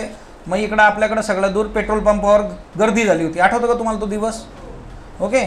सो त्यामुळे जे आहे हिट अँड रन, मग तिच्यावर सरकारने सांगितलं की आम्ही परत एकदा हिच्यावर चर्चा करू आणि त्याच्यानुसार गोष्टी डील करू. म्हणजे बऱ्याचदा असं होतं की त्या चालकाची चूक नसते, चूक समोरच्याची असते, पण तरीसुद्धा जे आहे मग त्या चालकालाच ते सगळं फेस करावं लागतं. मग हिट अँड रनमध्ये एवढी मोठी शिक्षा ठेवली पाहिजे का? तुम्हाला प्रश्न विचारला जाऊ शकतो. हा प्रश्न आहे तुमचा इंटरव्ह्यूचा की हिट अँड रनसाठी जे 10 वर्षाची शिक्षा दिलेली आहे आता नवीन कायद्यानुसार ती तुम्हाला योग्य वाटते का? ओके. सो मग त्याच्यावर तुम्हाला बोलता आलं पाहिजे. अशा ज्या गोष्टी आहेत की त्या एकतर सगळ्यात बेसिक गोष्ट आहे की शिक्षा किती असली तर त्या केसमध्ये जो गिल्टी आहे ते आधी तुम्हाला प्रॉपरली त्याच्यासाठी यंत्रणा हे करावी लागेल. खरंच कोण गिल्टी आहे? आता बऱ्याचदा काय होतं की रस्त्यावर एखादा ॲक्सिडेंट होतो, सगळ्या दूर CCTV आहेत का आपल्या इथं? ते शक्य पण नाही आहे आजच्या डेटमध्ये, किंवा अजून तरी येत्या काळात गोष्टी होतील, पण प्रत्येक म्हणजे असं ब्लाइंड स्पॉटच नाही आहे ट्रॅव्हलिंगमध्ये. असं होऊ शकतं का? नंबर ऑफ ब्लाइंड स्पॉट म्हणजे जिथं काही नाहीच आहे बाबा, CCTV नाही, काही नाही, असा ब्लाइंड स्पॉट. सो ओव्हरऑल जे आहे की असं शक्य नाही आहे. मग ते तुम्हाला कशावरून कळतं किंवा त्या गोष्टी कशा? मग हिच्यामध्ये असं होऊ शकतं की एखाद्या व्यक्तीला जे आहे पुराव्याअभावी किंवा शिक्षा तुम्ही ठोठावली का त्यालाच गिल्टी तुम्ही हे केलं. बऱ्याचदा तो दृष्टिकोन असा असतो की हे ड्रायव्हरच करतात बाबा, बाकीच्यांची काही चूकच नसते, असं पण असतं. सो मग 10 वर्षाची एकदम शिक्षा आणि मग तो कन्सर्न जो आहे तर त्याच्यावर परत एकदा पुनर्विचार सरकार पण करतं आहे. मग तिच्यात आपण असं म्हणू शकत नाही की नाही 10 एकदम ओके. मग आता यांनी जर म्हटलं आहे की नाही आपण विचार करू, आपण ठरवू, तर मग तुम्ही सांगू शकता की एक तर यंत्रणा आपल्याला अजून चांगली करावी लागेल आणि सायमल्टेनियसली जे आहे कोण गिल्टी आहे याच्यासाठी गोष्टी प्रॉपरली वर्क करून मगच ते वर्क करतो, अदरवाईज ते प्रॉब्लेमॅटिक ठरू शकतं.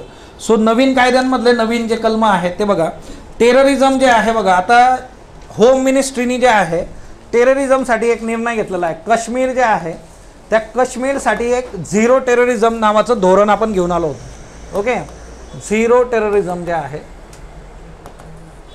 आता हे काश्मीरचं धोरण कुणाला लागू करणार आहे? जम्मू काश्मीरला लागू करणार आहे.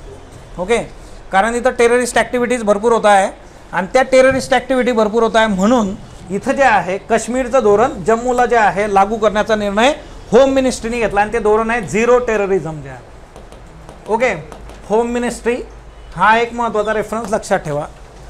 त्याच्यानंतर आपले जे सिक्युरिटी फोर्सेस आहेत त्यांना कम्प्लिटली जे आहे की 100% तुम्ही गोष्टी डील करा हे आदेश पण त्यांना देऊन टाकलेले आहेत. सो स्ट्रिक्टली त्या गोष्टी वर्क होतील.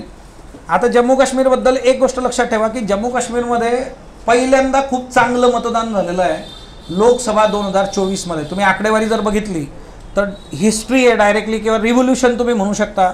एवढ्या मोठ्या प्रमाणावर जम्मू काश्मीरमध्ये लोकांनी जे आहे समोर येऊन मतदान केलं आहे हे भारताच्या डेमोक्रेसीसाठी खूप खूप चांगली गोष्ट आहे आणि त्याच्यामुळे त्यांची सुरक्षा ही भारत सरकारची प्रायोरिटी आहे. Okay, zero terrorism policy Kashmir आणि जम्मू हे लक्षात ठेवा. त्याच्यानंतर नेक्स्ट म्हणजे आहे मणिपूरचा इश्यू. तुम्हाला फार चांगला माहीत पाहिजे मणिपूरहून अजून पण इश्यू सुरू आहेत. मणिपूरसाठी जे आहे आपले होम मिनिस्टर अमित शहा यांनी आता एक मीटिंग ऑलरेडी घेतली, अजून एक घ्यायची. तर तिथं मणिपूरचा जो इश्यू आहे तो चॅनलवर आहे. आपल्या कुकी समुदाय, मैतेई, नागा, झो अशा कितीतरी तिच्यामध्ये नंतर इंट्रो झाला. पण जो मेजर इश्यू आहे मैतेई, नागा आणि याच्यामध्ये जो आहे की शेड्यूल ट्राईबमध्ये जाणं वगैरे वगैरे, तर तो एक मेजर कन्सर्न. त्याच्यामुळे त्या गोष्टी जरा चांगल्या करून ठेवा. मणिपूरचा व्हिडिओ प्रत्येकाने बघा की नेमका मणिपूरचा इश्यू काय आहे. आणि ते अजून पण जे आहे तिथं व्हायलन्स सुरूच आहे बघा.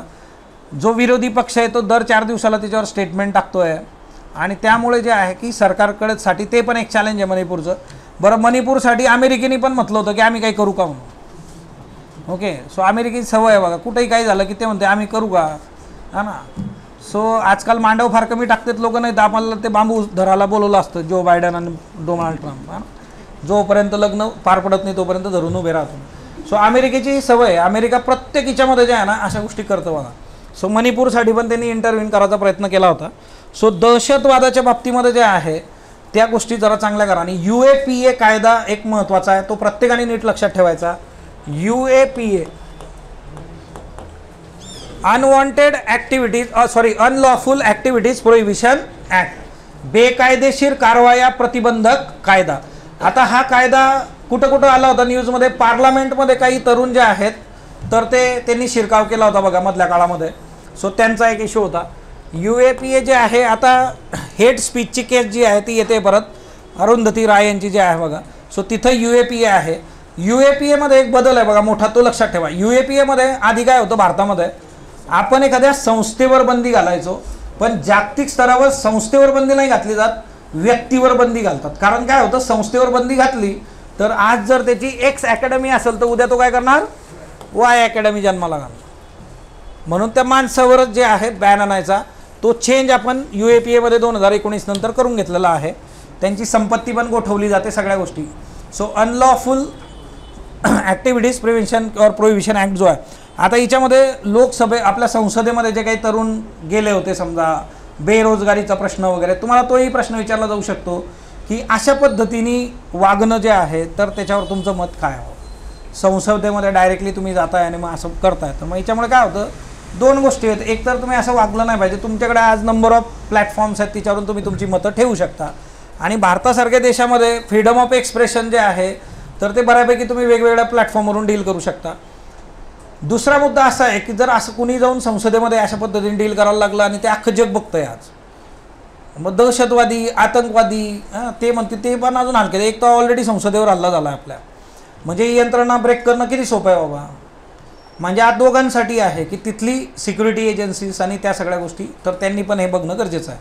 ओके, सो हा एक मुद्दा याच्यामध्ये जरा लक्षात ठेवा. त्याच्यानंतर नेक्स्ट म्हणजे आहे एक दुसरी फार महत्त्वाची गोष्ट रोज न्यूजमध्ये आहे, ती म्हणजे आता जे सरकार बनलं आहे बघा ते NDAचं सरकार आहे. ओके, नॅशनल डेमोक्रेटिक अलायन्स म्हणजे कोलिजन सरकार जे आहे बघा, युतीचं सरकार जे आहे, आघाडीचे सरकार जे बनतात बघा, जसं महाराष्ट्रामध्ये होतं महाविकास आघाडी जी आहे बघा. ओके, त्याच्यानंतर जे आहे बरंच पुलावरून पाणी खाली निघून गेलेलं आहे. सो ज्यावेळेस असे 4-5 पक्ष एकत्र येतात, त्याच्यापेक्षा जास्त येतात, तर तुमची इकॉनॉमी जी आहे ती स्लो डाऊन होते का, निर्णय प्रक्रिया हॅम्पर होते का, असं एक डिबेट सध्या चालू आहे. रोज आर्टिकल्स असतात तिच्यावर पेपरमध्ये की असे युती आघाड्यांचे सरकार 3-4 पक्ष एकत्र येऊन जे चालवतात.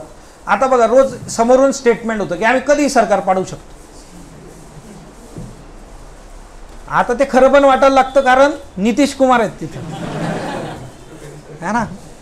सो ओव्हरऑल हिच्यात गणित असं आहे की सरकार स्थिर असलं पाहिजे सो तो एक मुद्दा आहे. तो तुम्हाला असे प्रश्न पॉल सायन्सचे विद्यार्थी असतील याच्यामध्ये किंवा जनरल पण आहे, कारण रोज आर्टिकल चालू आहे याच्यावर. ओके, तसंही तुम्हाला जे आहे तर ते विचारलं जाऊ शकतं. एक गोष्ट लक्षात ठेवायची, आपण सिव्हिल सर्वंट बनणार आहे. कुठलंही सरकार असलं तर आपल्याला ॲज सच काही घेणं देणं नाही, कारण आपण जर कुणाचा झेंडा आज हातात घेतला, उद्या दुसऱ्यासाठी काम करताना आपल्या जीवावर येईल. बघा, सत्तेत कुणी येऊ शकतं, आणि ज्या पद्धतीने युत्या आघाड्या आपल्याकडे बनतात त्याच्यामुळे काही ॲज सच त्याला हे नाहीच. म्हणजे कुठली रेसिपी जी आहे, पुण्यामध्ये असे काही स्टॉल आहेत बघा, अंड्याचे 50 पदार्थ है ना, मग तिच्यामध्ये जे आहे ह्या भाजीचा मसाला तिच्यात अंड टाक, बनली एक वेगळी भाजी. ओके, सो तिच्यामुळे जे आहे की त्याला अशी थॉट प्रोसेस जी आहे ती आपल्याला दिसत नाही समोर. पण एक गोष्ट आहे की बिंग अ सिव्हिल सर्वंट उद्या कुणासाठीही काम करावं लागू शकतं, म्हणून तुम्ही न्यूट्रल असणं गरजेचं आहे. तुमचे व्ह्यूज जे आहेत तर ते कम्प्लिटली तटस्थ असले पाहिजे, एवढं लक्षात ठेवायचं. ते एक बेसिक असतं. म्हणजे बघा, कुठल्याही अधिकाऱ्याकडे कुठले कुठले गुण पाहिजे ते एक लक्षात ठेवा. म्हणजे फॉर एक्झाम्पल, इंटिग्रिटी नावाचा एक गुण असला पाहिजे. इंटिग्रिटीला मराठीमध्ये आपण म्हणतो सचोटी.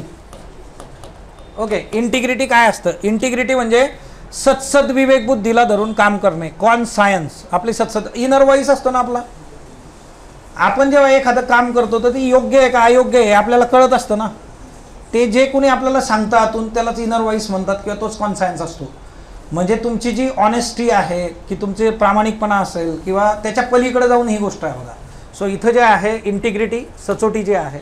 दुसरा मुद्दा असतो ऑब्जेक्टिव्हिटी जे आहे. ऑब्जेक्टिव्हिटी याला मराठीमध्ये म्हणतात वस्तुनिष्ठता. ओके, वस्तुनिष्ठता जी आहे ऑब्जेक्टिव्हिटी. ऑब्जेक्टिव्हिटीचा अर्थ असा असतो की कुठलंही डिसिजन घेताना तुम्ही सगळे फॅक्ट्स लक्षात घेतले पाहिजे. ज्या काही समोर गोष्टी आहेत त्याचं प्रॉपर फॅक्टचं ॲनालिसिस करून, पुरावे जे असतील त्याचं ॲनालिसिस करून तुम्ही निर्णय घेतला पाहिजे. कुणी सांगतंय म्हणून तुम्ही निर्णय घेणं अपेक्षित नाही. सो सिम्पली जे आहे ऑब्जेक्टिव्हिटी तिथं असली पाहिजे बघा. ओके, दुसरं एक असतं अकाउंटेबिलिटी, उत्तरदायित्व. ओके, हे बऱ्याच ठिकाणी आपल्याला दिसत नाही. अकाउंटेबिलिटी जे आहे, अकाउंटेबिलिटी उत्तरदायित्व. ओके, अकाउंटेबिलिटी जे आहे उत्तरदायित्व जे आहे. सो हा तिच्यामधला एक महत्त्वाचा फॅक्टर आहे की उत्तरदायित्व काय असतं ना की ती जबाबदारी कोण. आता जबाबदारी असा पण एक शब्द आहे रिस्पॉन्सिबिलिटी. हे त्याच्यापेक्षा पण पुढचा कार्यक्रम हवा. म्हणजे एखादं लग्न आहे समजा, त्या लग्नामध्ये समजा आचार्याने काहीतरी गडबड केली, ज्याच्याकडे कोणाकडे लग्न असेल आचार्याने काहीतरी गोंधळ घालून ठेवलेला आहे, तर आचार्य रिस्पॉन्सिबल आहे त्या गोष्टीसाठी. पण अकाउंटेबल कोण आहे? आयोजक. पत्रिकेत नावं असतात ना त्यांचे, त्यांनाच माहीत राहत नाही आपण आयोजक आहे. हां, दुसरेच लोक असतात मॅनेजमेंटला ते. सो ॲक्च्युली ज्यांच्याकडे लग्न आहे ते अकाउंटेबल आहे, आणि ज्यांनी गोंधळ घालून ठेवला आहे तो काय आहे? रिस्पॉन्सिबल आहे. तो जो कॅनव्हास आहे तो समजून घ्या. म्हणजे अशा ज्या क्वालिटीज आहेत ना, ह्या क्वालिटीज सिव्हिल सर्वंटमध्ये त्यांना पाहिजे असतात. हे तुमच्या बोलण्यातून आलं पाहिजे, तुमच्या जे आहे ओव्हरऑल उत्तरांमध्ये दिसलं पाहिजे. तुम्हाला जर विचारलं की असं घडलेलं आहे तुम्ही काय करणार, तर सांगा तिथं की सगळे पुरावे मी बघेल, तिथले फॅक्ट्स मी बघेल, त्याच्या आधारे मी विचार करून पुढची गोष्ट सांगेल. म्हणजे याचा अर्थ काय होतो? तुमच्याकडे ऑब्जेक्टिव्हिटी नावाची गोष्ट आहे.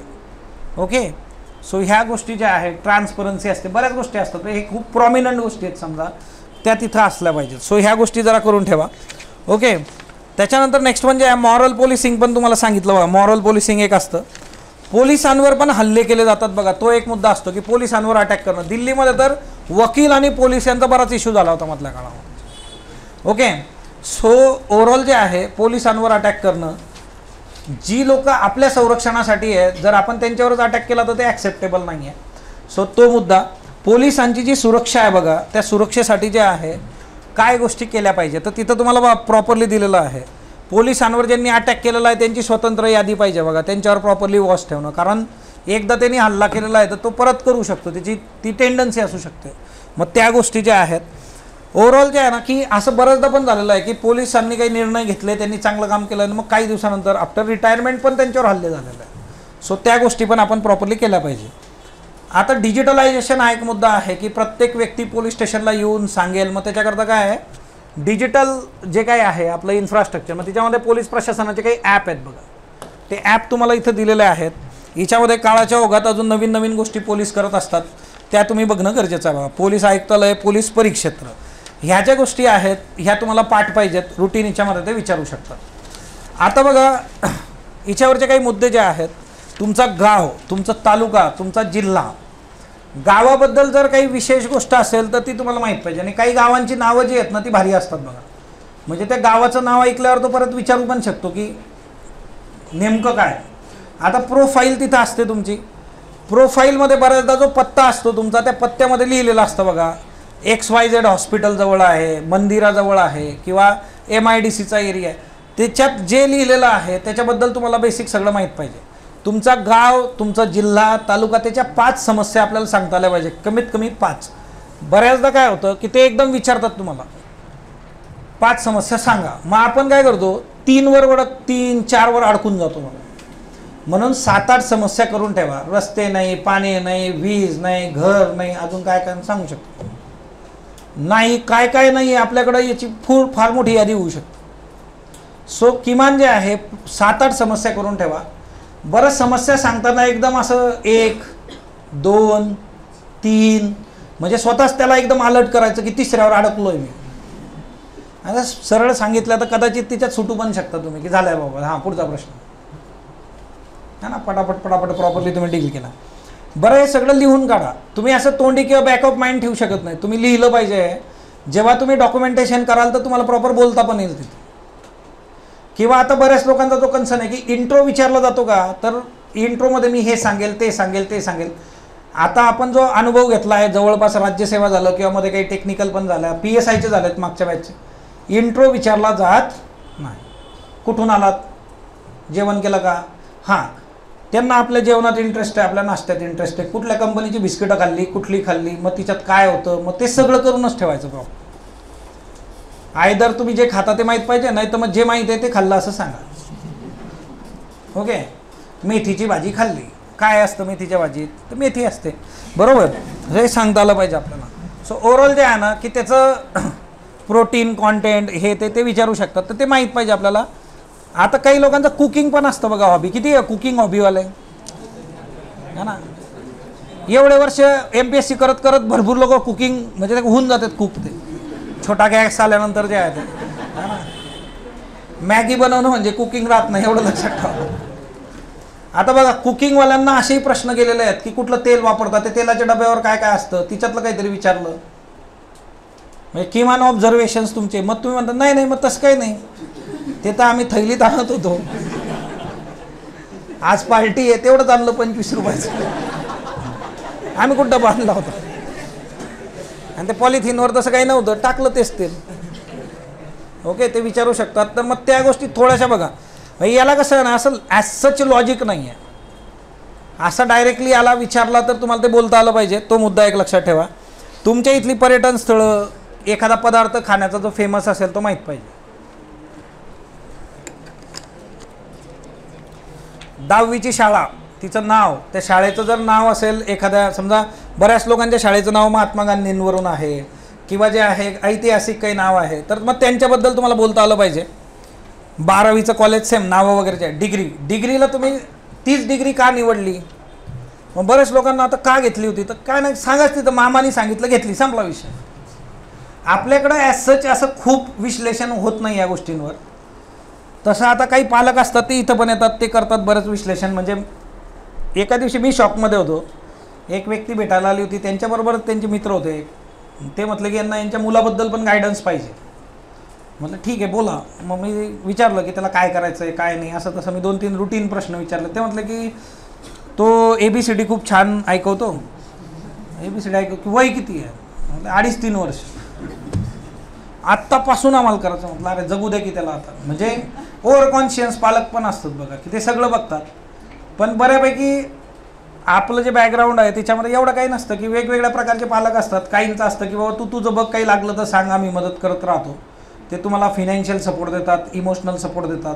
काहींचे जे आहेत ते येऊन बघतात कुठं राहतो काय राहतो. काहींचं असतं की तुम्ही गावात गेल्यावरच सगळं, इकडचा काही सीनच राहत नाही. सो मूळ मुद्दा जे आहे की तेवढं ते डिस्कशन झालेलंच असेल. तुम्हाला कुणीतरी सांगतं, माझ्या मित्रांनी सांगितलं होतं, सिनियरनी सांगितलं, घरचे म्हटलं की मग आपल्याला कॉलेज जवळ आहे तर आपण हीच डिग्री करू. एवढं तिच्यामध्ये काही लॉजिक नाही आहे. तुम्ही जे असलं ते सांगू शकता, पण ती डिग्री तुम्ही का निवडली वगैरे, किंवा तुमचा इंटरेस्ट होता का तिच्यामध्ये, आणि जी काही डिग्री असेल त्या डिग्रीतल्या किमान बेसिक काही गोष्टी करून ठेवा. म्हणजे आता बऱ्याच लोकांनी विचारलं की अख्खी पुस्तकं मी परत वाचू का, तर काही गरज नाही अख्खी पुस्तकं वाचायची. पण ज्या खूप महत्त्वाच्या गोष्टी म्हणजे पायथागोरसचा थेरम मॅथमॅटिक्समध्ये सांगता आला पाहिजे आपल्याला असं, किंवा मेकॅनिकल इंजिनियर भरपूर असतात, तर मेकॅनिकल इंजिनियरच्या बाबतीत असं होऊ शकतं, तू पण मेकॅनिकल का, आयोगाकडून एकदम प्रश्न येतो असा. एका कॅन्डिडेटला असं झालं होतं, तू पण मेकॅनिकल का, तुझी पण हॉबी कुकिंग आहे का, आणि खरंच कुकिंग होती तिची, असं होऊ शकतं. सो एक गोष्ट जे आहे, मेकॅनिकल इंजिनिअरिंगच्या विद्यार्थ्यांना जे आहे बघा, खूप चांगल्या ओपनिंग नाही आहेत आपल्या इथं. बरेच वर्ष जॉब केले तरी खूप चांगली काही त्याच्यात इन्क्रीमेंट होत नाही. आयदर IT मध्ये तुम्ही जाऊ शकता. मग तिथं तुम्हाला जे रुटीन प्रश्न आहेत, बर्नॉलीचा प्रिन्सिपल आहे, थर्मोडायनामिकचे लॉ आहेत, अशा गोष्टी, किंवा आता इलेक्ट्रिकल व्हेकल. आता बघा, इलेक्ट्रिकल व्हेकल पोलीस डिपार्टमेंटसाठी सुटेबल आहे का बरं? इलेक्ट्रिकल व्हेकल हे पोलीस डिपार्टमेंट करता सुटेबल आहे का? आता बघा, आपल्या गाडीतलं, पोलिसाच्या गाडीतलं पेट्रोल डिझेल संपलं तर रस्त्यावर कोणाला रिक्वेस्ट केली तर दिल पण पोलिसाला. बॅटरीतून एनर्जी कशी ओढून घेणार तुम्ही? ते हॉलिवूडमधले सुपरस्टार आणावे लागतील आपल्याला, बिलकुल ते वेगवेगळ्या पद्धतीने तुम्हाला गोल गोल करून बॅटरी फुल करून देतील. होऊ शकत नाही ना, इन्फ्रास्ट्रक्चर नाही आहे. म्हणजे एन्व्हायरमेंटसाठी चांगलं आहे, पण पोलीस डिपार्टमेंटचं काम ज्या पद्धतीचं आहे, मग त्याच्यामध्ये ते वर्कच होईल का, तो एक कन्सर्न येतो. म्हणजे तुम्हाला त्याचं ॲनालिसिस करता आलं पाहिजे की इलेक्ट्रिकल व्हेकल खूप चांगलं आहे, वाद काहीच नाही, पण पोलीस डिपार्टमेंटसाठी हे डील होणार आहे का, मग त्याच्या लिमिटेशन्स काय आहेत तिथं. सो त्या गोष्टी जरा प्रॉपरली बघा. त्याच्यानंतर दुसरा एक मुद्दा येतो की जॉब एक्सपिरियन्स जर असेल तर तो नक्की सांगा तिथं. चांगली गोष्ट आहे की जर आपण कुठं जॉब केलेला असेल, 1 वर्ष 2 वर्ष 3 वर्ष प्रायव्हेटमध्ये केला आहे पण इथं लिहिला नाही, तर तो प्रत्येकाने सांगा तिथं की तुम्ही ऑलरेडी जॉब केलेला आहेत. मग ते एवढं विचारू शकतात का सोडला होता, तर जॉब का सोडतो आपण? एक, चांगला पगार नसणं, चांगल्या अपॉर्च्युनिटीज नसणं. त्याच्यानंतर तिसरी गोष्ट एक असते की तिथं काहीतरी कोणतरी त्रास देत राहतं आपल्याला, म्हणून आपण जॉब सोडतो. असे वेगवेगळे कारणं आहेत. तिच्यात तुम्ही सांगू शकता की तिथं कोविड येऊन गेला मध्ये, तर एक कारण तुमच्याकडे मस्त आहे बघा की कोविडमध्ये माझा जॉब गेला होता, नंतर जॉबच भेटत नव्हता, मग मी MPSC करायला लागलो. ओके, सो असे काही कारणं तुम्ही डिप्लोमॅटिकली पण डील करू शकता. किंवा तुम्हाला असं वाटलं की नाही इथं मला बरेचसे बघा, आता शिक्षक जे होते ना, राज्यसेवेला बहुतेक शिक्षक होते बघा इंटरव्ह्यूला. आपण इथं जवळपास 25+ शिक्षकांचे इंटरव्ह्यू घेतले, तर त्यांच्या बाबतीत होतं की तिथं पुढं सरकायला विशेष स्कोप नाही आहे. 10 वर्षाचा जॉब झाला आहे, 15 वर्षात झाला आहे, पण मग ज्या वेळेस तुम्ही कुठल्याही क्षेत्रामध्ये खूप चांगलं काम करत सरकता पुढं, तर मग तिथं तुम्हाला अपॉर्च्युनिटीज किती आहेत पुढं जाऊन. सो ते जर तुम्हाला तिथं दिसत नसतील, की मला हे दिसत नव्हतं की माझी अपॉर्च्युनिटी मला नाही क्लिअर होतं इथं, मग मी सोडलं. ते तुम्ही सांगू शकता वेगवेगळे. तुम्हाला PSI का बनायचं आहे याचं कारण चांगलं प्रत्येकाने करून ठेवावं. ओके, आता PSI का बनायचं आहे, टिपिकली एक रुटीन प्रश्न असतो प्रशासनात काय यायचं आहे, पण PSI हा एक युनिफॉर्म जॉब आहे आणि तिच्यामध्ये पॅशन एक बेसिक अपेक्षित आहे त्यांना की का बनायचं आहे तुम्हाला, तर एक चांगलं उत्तर त्याचं सांगा. ओके, कारण हे 7च्या आत घरात असा जॉब नाही आहे, मग त्याच्यामुळे कदाचित अपेक्षित असतं त्यांना, तर मग ते एक चांगलं उत्तर तुम्ही प्रिपेअर करा. फक्त एक उत्तर प्रिपेअर करत असताना खूप स्टोरीज वगैरे आपल्याला तिच्यामध्ये नको, टू द पॉईंट एक 3 ते 4 वाक्यामध्ये तुम्ही सांगता आलं पाहिजे. बऱ्याच विद्यार्थ्यांनी हे पण विचारलं होतं की मग माझी ताई जी आहे ती पोलीस प्रशासनात आहे, भाऊ आहे, वडील आहेत, तर तुम्ही सांगू शकता, कारण मग ती तुम्हाला खुणवणारी खूप क्लोज व्यक्ती तुमच्या जवळच असते तिथे. ओके, किंवा माझे काका आहेत प्रशासनामध्ये, पोलीस प्रशासनात, मामा आहेत, कुणी, तर सांगू शकता. असं काही नाही की तुमचं रोल मॉडेल कुणीतरी जे आहे भाषणवीर आहे बाबा, कुणी काय गरज नाही आपल्याला. आपल्या घरातलं कुणी आपलं रोल मॉडेल असू शकतं की मी त्यांना बघतोय लहानपणापासून, माझे वडील जे आहे ते पोलीसमध्ये आहे, माझी बहीण आहे, भाऊ आहे, मला वाटलं मी पण इकडे यावं, मी करतोय preparation, that's it. Okay, family background तुम्हाला विचारलं जाऊ शकतं की फॅमिली बॅकग्राऊंड जे आहे, आई वडील काय करतात.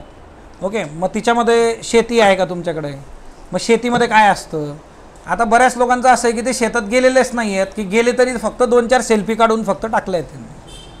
तुम्हाला शेती जर आहे, तुम्ही सांगताय, तर किमान तुमच्या शेतात पीक कुठलं आहे, कुठल्या जातीचा ऊस लावला आहे, कुठला हरभरा लावला आहे, तिच्यात अजून कुठल्या जाती असतात, त्याचा दर किती आहे. एकदम जर विचारलं तुम्हाला की साखरेचा 1 किलोचा दर किती आता, मी तर कधी, मी साखर खातच नाही सर, मग ते तसं नाही ना.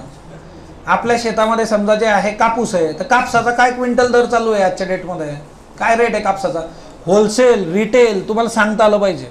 तुमची इकॉनॉमी जी आहे ना स्वतःची घराची, ती तरी तुम्हाला आपल्याला डील करता आली पाहिजे. जमीन किती आहे, काय आहे, तुम्हाला विचारू शकतात. ओके, हॉबी जी आहे, बऱ्याच लोकांचं असं आहे की ती आता हॉबी नाहीच आहे आम्हाला, कारण ते मान्य आहे, ते नॅचरल आहे की प्रिलिम्स मेन्स है ना, खायची हॉबी उरली कुठं काय, है ना, काही हॉबी राहत नाही. हॉबी एवढीच आहे की वेगवेगळ्या परीक्षांचे फॉर्म भरतो मी, काळाच्या ओघात तेवढंच एक आहे बाबा, आणि कुणाला भरून द्यायचा असला तो मी भरून देतो. हा ना, भय असतं ना फ्रेशर की बाबा मी मला बरं ठीक आहे चल मी तुला भरून देतो. आणि असे पण काही लोक असतात. आपल्यातले काही असे असते ते अर्धा दिवस सायबर कॅफेतच असते इथं बाजूला. हा तुला फॉर्म भरायचा आहे का? हा मग आमचे सर आहे ते भरून देते. मग आता सर जेव्हा फॉर्म भरणार आहे ते जेव्हा प्रोफाईल क्रिएट करणार आहे तर आपल्यालाच माहीत राहत नाही की आपलं काय भरलं आहे सरने. मग त्याच्याकरता ते प्रोफाईल फार क्लिअर पाहिजे. आणि हॉबी जर तुम्हाला नसेल तर तुम्ही आज सांगू शकता की मला आवड आहे XYZ गोष्टीची. म्हणजे फॉर एक्झाम्पल जर मला हॉबी नाही आहे तर मला एखाद्या गोष्टीची आवड आहे. ओके, की मी फावल्या वेळामध्ये ह्या गोष्टी करतो बाबा, ह्या गोष्टी करते. तुम्ही सांगू शकता. असं काही नाही की हॉबी असलीच पाहिजे, मला सांगायचंच नाही, काहीच प्रॉब्लेम नाही. हॉबीचा कन्सर्न जो आहे की तुमच्या प्रोफाईलमध्ये हॉबीचा कॉलमच नाही आहे, तिथं एक्स्ट्रा करिक्युलर असा कॉलमच ठेवला नाही त्यांनी. जो आधी होता UPSC मध्ये तो आहे. UPSC मध्ये म्हणजे तुम्ही हे पण टाकू शकता की पहिलीच्या वर्गात मी क्लास मॉनिटर होतो. ॲक्सेप्टेबल. इतक्या लहान वयात तुम्ही लीडर होता. इथं तसं काही दिलेलं नाही आहे. का नाही दिलं? कदाचित त्यांचं असं असू शकतं की आम्हाला फक्त प्लेन जे दिसतं आहे आमच्यासमोर कॅन्डिडेट त्याच्यावरच आम्ही डील करू की ते किती 30 मार्क खान होतं भूतकाळात आम्हाला काही घेणं देणं नाही. ओके, असं त्यांचं काही असू शकतं. सो त्या केसमध्ये एक असतं की जर हॉबी असेल तर हा प्रश्न एक रुटीन आहे. तुम्हाला हॉबी कुठली आहे, आवड कुठली आहे, तिच्यावर आपण 2-4 गोष्टी तरी बोलू शकतो त्यांनी 1-2 प्रश्न जर विचारलेत. पण जर नसेलच तर मग बघा त्यांना किमान 8 ते 10 मिनटं तुम्हाला एंटरटेन करायचं आहे. ओके, आता बऱ्याचदा असं होतं की माझा इंटरव्ह्यू 4च मिनिट झाला, रिझल्ट लागेपर्यंत गॅसवर असतो माणूस. तर तो टाईम मॅटर करत नाही बघा की तो 4 मिनटं झाला आहे, तो 15 मिनटं झाला आहे, 20 मिनटं झालेला आहे. कधी कधी लक्षात पण येत नाही की वेळ निघून गेलेली आहे, चालूच आहे आणि मला तर लवकरच सोडून दिलं. कधी कधी असं होतं माझा शेवटचा होता मग शुक्रवारी संध्याकाळी 2च मिनिटात. मग आता ह्या केसेस ज्या आहे की हिच्यामध्ये एक गोष्ट लक्षात घ्या की तिच्यावरून हे ठरतच नाही की ज्याचा इंटरव्ह्यू मोठा घेतला जास्त घेतला त्याला जास्त मार्क आणि तुमचा कमी येतं कमी मार्क. ओके, असं काही नाही आहे तिथं. तुमची जी हॉबी आहे ती जर तुम्ही प्रिपेअर केलेली असली तर त्यासंबंधी 1-2 प्रश्न आले आपण बोलू शकतो.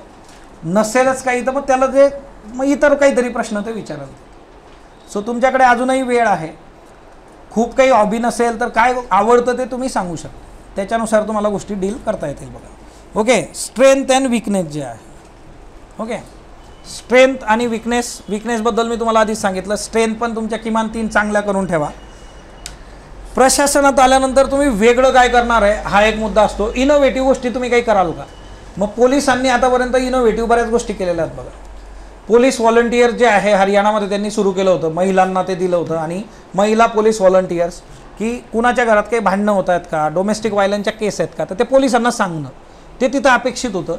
सो तो कन्सर्न तिच्यामध्ये मॅटर करतो.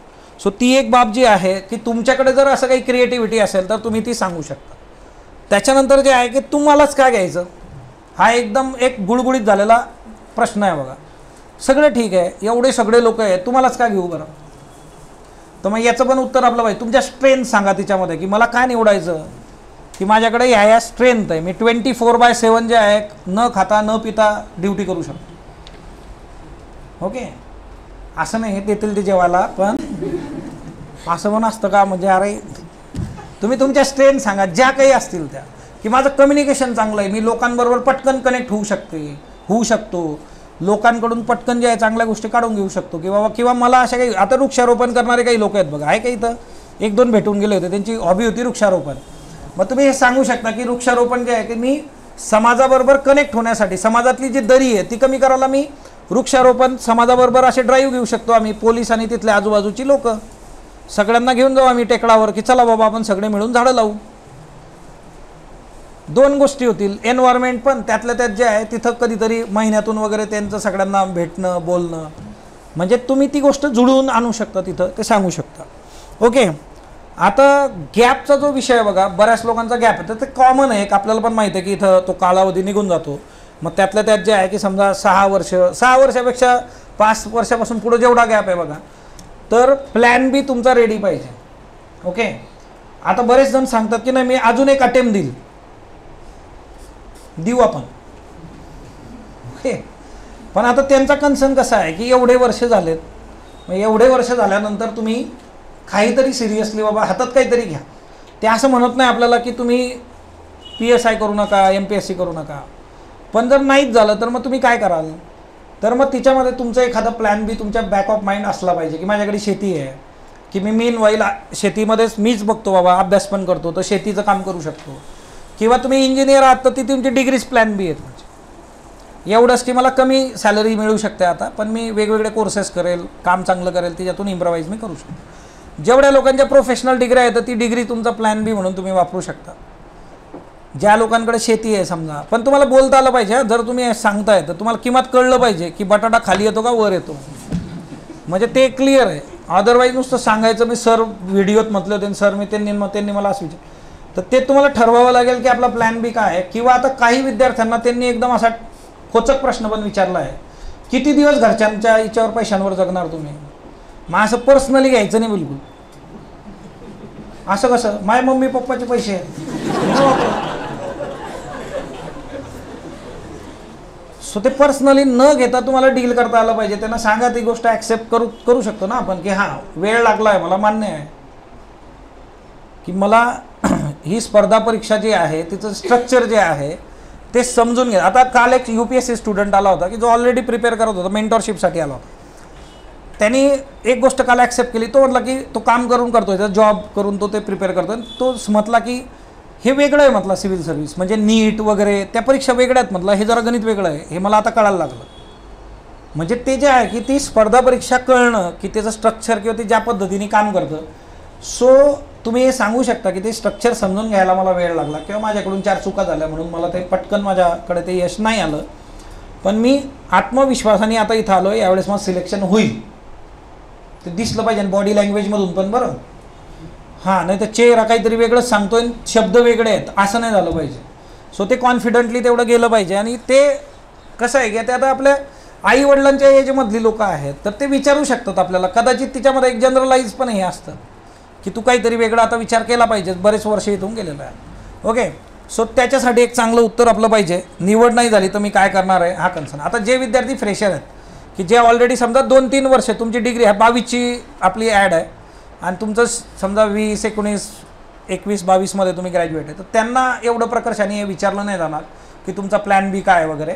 इन केस विचारलं जरी तर तुम्ही सांगू शकता की सर मी अजून एक अटेम्प्ट घेणार आहे. आता ही 22ची आफ्टर ग्रॅज्युएशन माझा दुसरा किंवा पहिला अटेम्प्ट हा होता आणि आता मी परत जे आहे समजा तुम्ही 23साठी परीक्षा दिली असेल वगैरे ते सांगू शकता. पण हे जे असतं तर ते मुलींसाठी काही प्रश्न असे असतात की तुम्ही पर्सनल आणि प्रोफेशनल कसं मॅनेज करणार, म्हणजे घर आणि तुमची नोकरी तुम्ही कशी मॅनेज करणार. आता याच्यात 2 गोष्टी आहेत.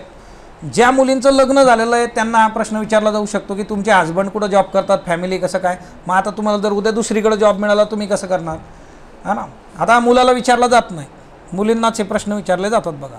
कारण आपल्या समाजाचं स्ट्रक्चर पॅट्रियार्की तिच्यातून. आणि दुसरं एक असतं की लग्न आता झालेलं नाही आहे, मग तुमची आता पोस्टिंग झाली XYZ, मग लग्न झाल्यानंतर तुम्ही कसं करणार नाही. ओके, तर याच्यामध्ये पण सिम्पल आहे. लग्न झालं याचा अर्थ तुमच्या माहेरच्यांना, सासरच्यांना सगळ्यांना माहिती आहे की आपण PSIची तयारी करतो आहे, तर तुम्ही सांगू शकता की ते सगळ्यांना माहिती आहे, त्यांचा सपोर्ट आहे, सगळ्यांनी जे आहे ते ओके केलेलं आहे. किंवा बाबा माझा नवरा तिकडं तो गेटच्या पलीकडेच उभा आहे, त्यानेच आणलं आहे मला, तोच सोडून गेलेला आहे. इथून बाहेर पडले की आम्ही दोघे नंतर म्हणजे जेवायला जाणार आहे, संपला विषय. कारण वर्षभर हा ना या प्रोसेसमध्ये जे आहे तर ते आम्ही अडकलेलो होतो. ज्यांचं लग्न झालेलं नाही आहे त्यांच्यासाठी पण एक क्लिअर आहे की लग्न जरी झालेलं नसलं तर जेव्हा लग्न करेल तर तेव्हा समजून सांगेल की मी बाबा PSI पदावर आता आहे, माझी इथं ड्युटी आहे, माझ्या कामाचं स्वरूप असं असं असतं, माझी बदली होऊ शकते, कारण मला अशा पद्धतीने गोष्टी ज्या त्या कराव्या लागू शकतात, तर कधी कधी तुला पण चूल पेटवावी लागेल, जमणार आहे का तुला. त्याला जर जमणार असलं तर ठीक आहे, नाही तर दुसरा. That's it. म्हणजे तुम्हाला ह्या गोष्टी एकदम प्रॉपरली टॅकल करता आल्या पाहिजेत बघा. ओके, म्हणजे हे रुटीन प्रश्न आहेत एकदम की तुम्ही याला कसं सामोरं जाणार, तर मग ते आपण एकदम प्रॉपरली डील करता आलं पाहिजे. That's it. ओके, सो ती एक महत्त्वाची बाब आहे. त्याच्यानंतर जे आहे की हा एक रुटीन प्रश्न तुम्हाला पण विचारला जाऊ शकतो की पर्सनल आणि प्रोफेशनल लाईफ तुम्ही बॅलन्स कसं करता. कारण पोलीस डिपार्टमेंटमधला हा खूप महत्त्वाचा कन्सर्न आहे. तुम्ही बघा कुठलाही मूवी बघा, वेब सिरीज बघा, तिच्यात पोलिसाचं फॅमिली लाईफ एकदम रुईन दाखवतात. म्हणजे ते जॉन अब्राहम येतो आपला एकदम बॉडी गिडी दाखवत आणि त्याच्या बायकोनी बॅग भरलेली असते की चालली मी माहेर, तुझं तू बघ. पर्सनल लाईफ आणि प्रोफेशनल लाईफमधला बॅलन्स नसतो. तर तो बॅलन्स तुम्ही कसा करणार, तुम्ही कसं डील कराल या गोष्टी, कारण हे डिपार्टमेंट तसं आहे. तर ते तुम्ही लक्षात घेतलं पाहिजे. ओके, ज्या दिवशी आपला इंटरव्ह्यू असणार आहे त्या दिवशी न्यूजपेपर आपण प्रॉपरली बघितला पाहिजे. त्या दिवसाचं काही दिनविशेष आहे तर ते बघितलं पाहिजे. तर तुम्ही ग्रुपमध्ये जॉईन व्हाल सगळे. त्या ग्रुपमध्ये 2 तारखेपासून सगळी येऊन जाईल तुम्हाला की आजच्या पेपरमध्ये महत्त्वाचं काय आहे, कशावर फोकस करायचं काय. तर ते मी शेअर करतोच तुम्हाला. रुटीन करंटचं पण लेक्चर असतं तर ती स्लाईड तुम्हाला येऊन जाते. ती जरी तुम्ही बघितली, दिनविशेष वगैरे काही असलं तर ते मी तिथं टाकून देईल. पोलीस प्रशासनासंबंधी काही महत्त्वाचा मुद्दा असला तर तोही तुम्ही तिच्यात बघितला पाहिजे. सो ती एक बाब आहे. त्याच्यानंतर ड्रेसिंग अटायरवर आपण बोललो आहे. चालू घडामोडी जे असतात बघा, तुम्हाला काही केसेस मी सांगितलं तर आता रोजचं करंट किमान बघा, लेक्चर जे चालू आहेत ते म्हणजे तुम्हाला माहीत पाहिजे की रोज काय घडतं आहे. एखादा खूप महत्त्वाचा नीटचा इश्यू तुम्हाला विचारू शकतात की नीटची परीक्षा नीट का नाही घेतली या लोकांनी, है ना, ते विचारू शकतात तुम्हाला. सो काय इश्यू आहे, काय प्रॉब्लेम झालेला आहे त्याच्यामध्ये. ओके, सो ती एक महत्त्वाची बाब आहे. किंवा आता तुम्हाला विचारू शकतो UPSCची एक केस गाजते बघा, की काल मी घेतली होती सकाळच्या सेशनमध्ये, की गुगलनी चुकीचा ॲड्रेस सांगितला. ओके, तुम्हाला माहीत आहे, नाविक माहीत असेल तुम्हाला, है ना, IRNSS. ओके, काय फुल फॉर्म आहे बरं याचा. ओके, हे का जन्माला घातलं आपण, हे त्याच्यासाठीच घातलं कारण उद्या जर एखादं युद्ध सुरू झालं तर अमेरिका आपल्याला चुकीचे कोऑर्डिनेट देऊ शकतं GPS थ्रू. अमेरिका सांगणार की तुम्हाला इकडून हल्ला होतोय, इकडं जा सगळं घेऊन, आणि कळलं की हल्ला इकडून होतोय. म्हणून आपली यंत्रणा आपल्यासाठी पाहिजे म्हणून आपण ती उभी केली, स्वयंभू असणं जगात. ओके, बरं, तुमचे इंटरव्ह्यूचे जे स्लॉट्स ओपन होतील बघा, 21 तारखेपासून इंटरव्ह्यू सुरू होतील, इथं मॉक इंटरव्ह्यू. ओके, तुमचे जे स्लॉट्स बुकिंग सुरू होतील उद्या 10 नंतर जे आहे 744चा नंबर जो आहे बघा, 7447665769. आता एक गोष्ट नीट समजून घ्या, इथं प्रत्येकाचा मॉक इंटरव्ह्यू आम्ही घेतो. ज्यांनी आधी इथं दिले असतील त्यांना माहीत असेल बघा, रात्री 12पर्यंत आम्ही इथं असतो. आता काय होईल, आता सांगितलं की उद्या 10 वाजता असा धडाका लावाल तुम्ही लोक, सो तो होणार आहे. शेवटी समोरच्याला पण समजून घ्यायचं, त्यांच्याकडे बाकीची पण कामं असतात बघा. ओके, सो त्याच्यामुळे जे आहे की असं माझा नंबरच घेतला नाही, फोनच उचलत नाही, ते स्लॉट्स तुम्हाला प्रॉपरली देतील. स्लॉट सिस्टीम मी तुम्हाला सांगितले की तुम्हाला वेळ दिला जाईल. फॉर एक्झाम्पल 2 वाजताचा वेळ तुम्हाला दिलेला आहे तर 1:45ला ते सांगतात प्रॉपर तुम्हाला. 15 मिनटं येऊन बसणं तिथं अपेक्षित आहे तुम्ही आधी.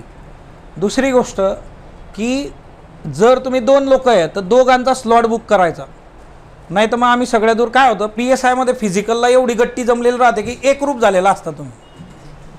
6 लोक बरोबर फिरते, ते 6 एकच असतात.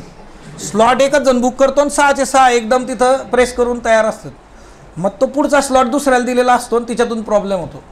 म्हणजे मागच्या वेळेस तरी एवढं, त्याच्या मागच्या वेळेस एक कॅन्डिडेट संतापून निघून गेलं होतं इथून. झालं काय, पहिल्याच दिवशी असा प्रकार आमच्या लक्षात आला की कॅन्डिडेटनी यांनीच बुकिंग केलं आणि हे यांच्याबरोबर हे 4 लोक घेऊन आले.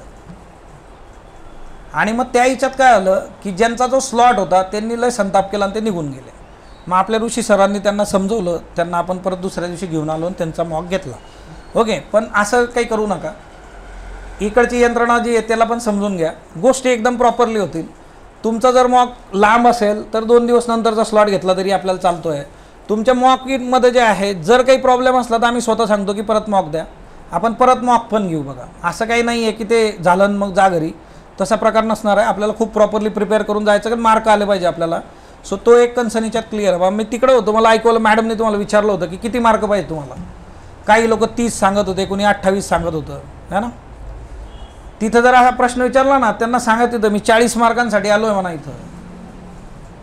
बरोबर, 40 मार्काची परीक्षा आहे ना आपली. सो फक्त ते असं नको की एक्झॅगरेशन, फक्त बाकीचे एक बी उत्तर दिलं नाही हे सांगितलं आहे 40 मार्काचं. मग ते प्रिपरेशन तसं पाहिजे. ओके, म्हणजे ते एक लक्षात ठेवायचं. सो उद्या 10 पासून स्लॉट ओपन होतील, तुम्हाला स्लॉट दिले जातील. फक्त आयोगाला तुम्ही जसं जाणार आहे तसंच या. चपला गिपला घालून बिलकुल असलं प्रकार करू नका. शेविंग करून या. काही विद्यार्थ्यांकडून की माझा मित्र म्हटला तू खूप छान दिसतो, असंच ठेव, हा ना. प्रॉपर शेविंग करून प्रॉपर त्या गोष्टी करून या, तर त्याच्यानुसार त्या गोष्टी आपण डील करू बघा. ओके, सो ते एकदम क्लिअर आहे की माझा शूज घ्यायचा बाकी आहे किंवा तो ऑर्डर दिली तो यायचा बाकी, तर मग तो आल्यावर स्लॉट घ्या तुम्ही, हा ना. एवढी काही घाई नाही आहे आपल्याला. लिटरली जे आहे ना रात्री 12-12:30पर्यंत आम्ही इथं असतो. सो तो काही लोडच नाही आहे.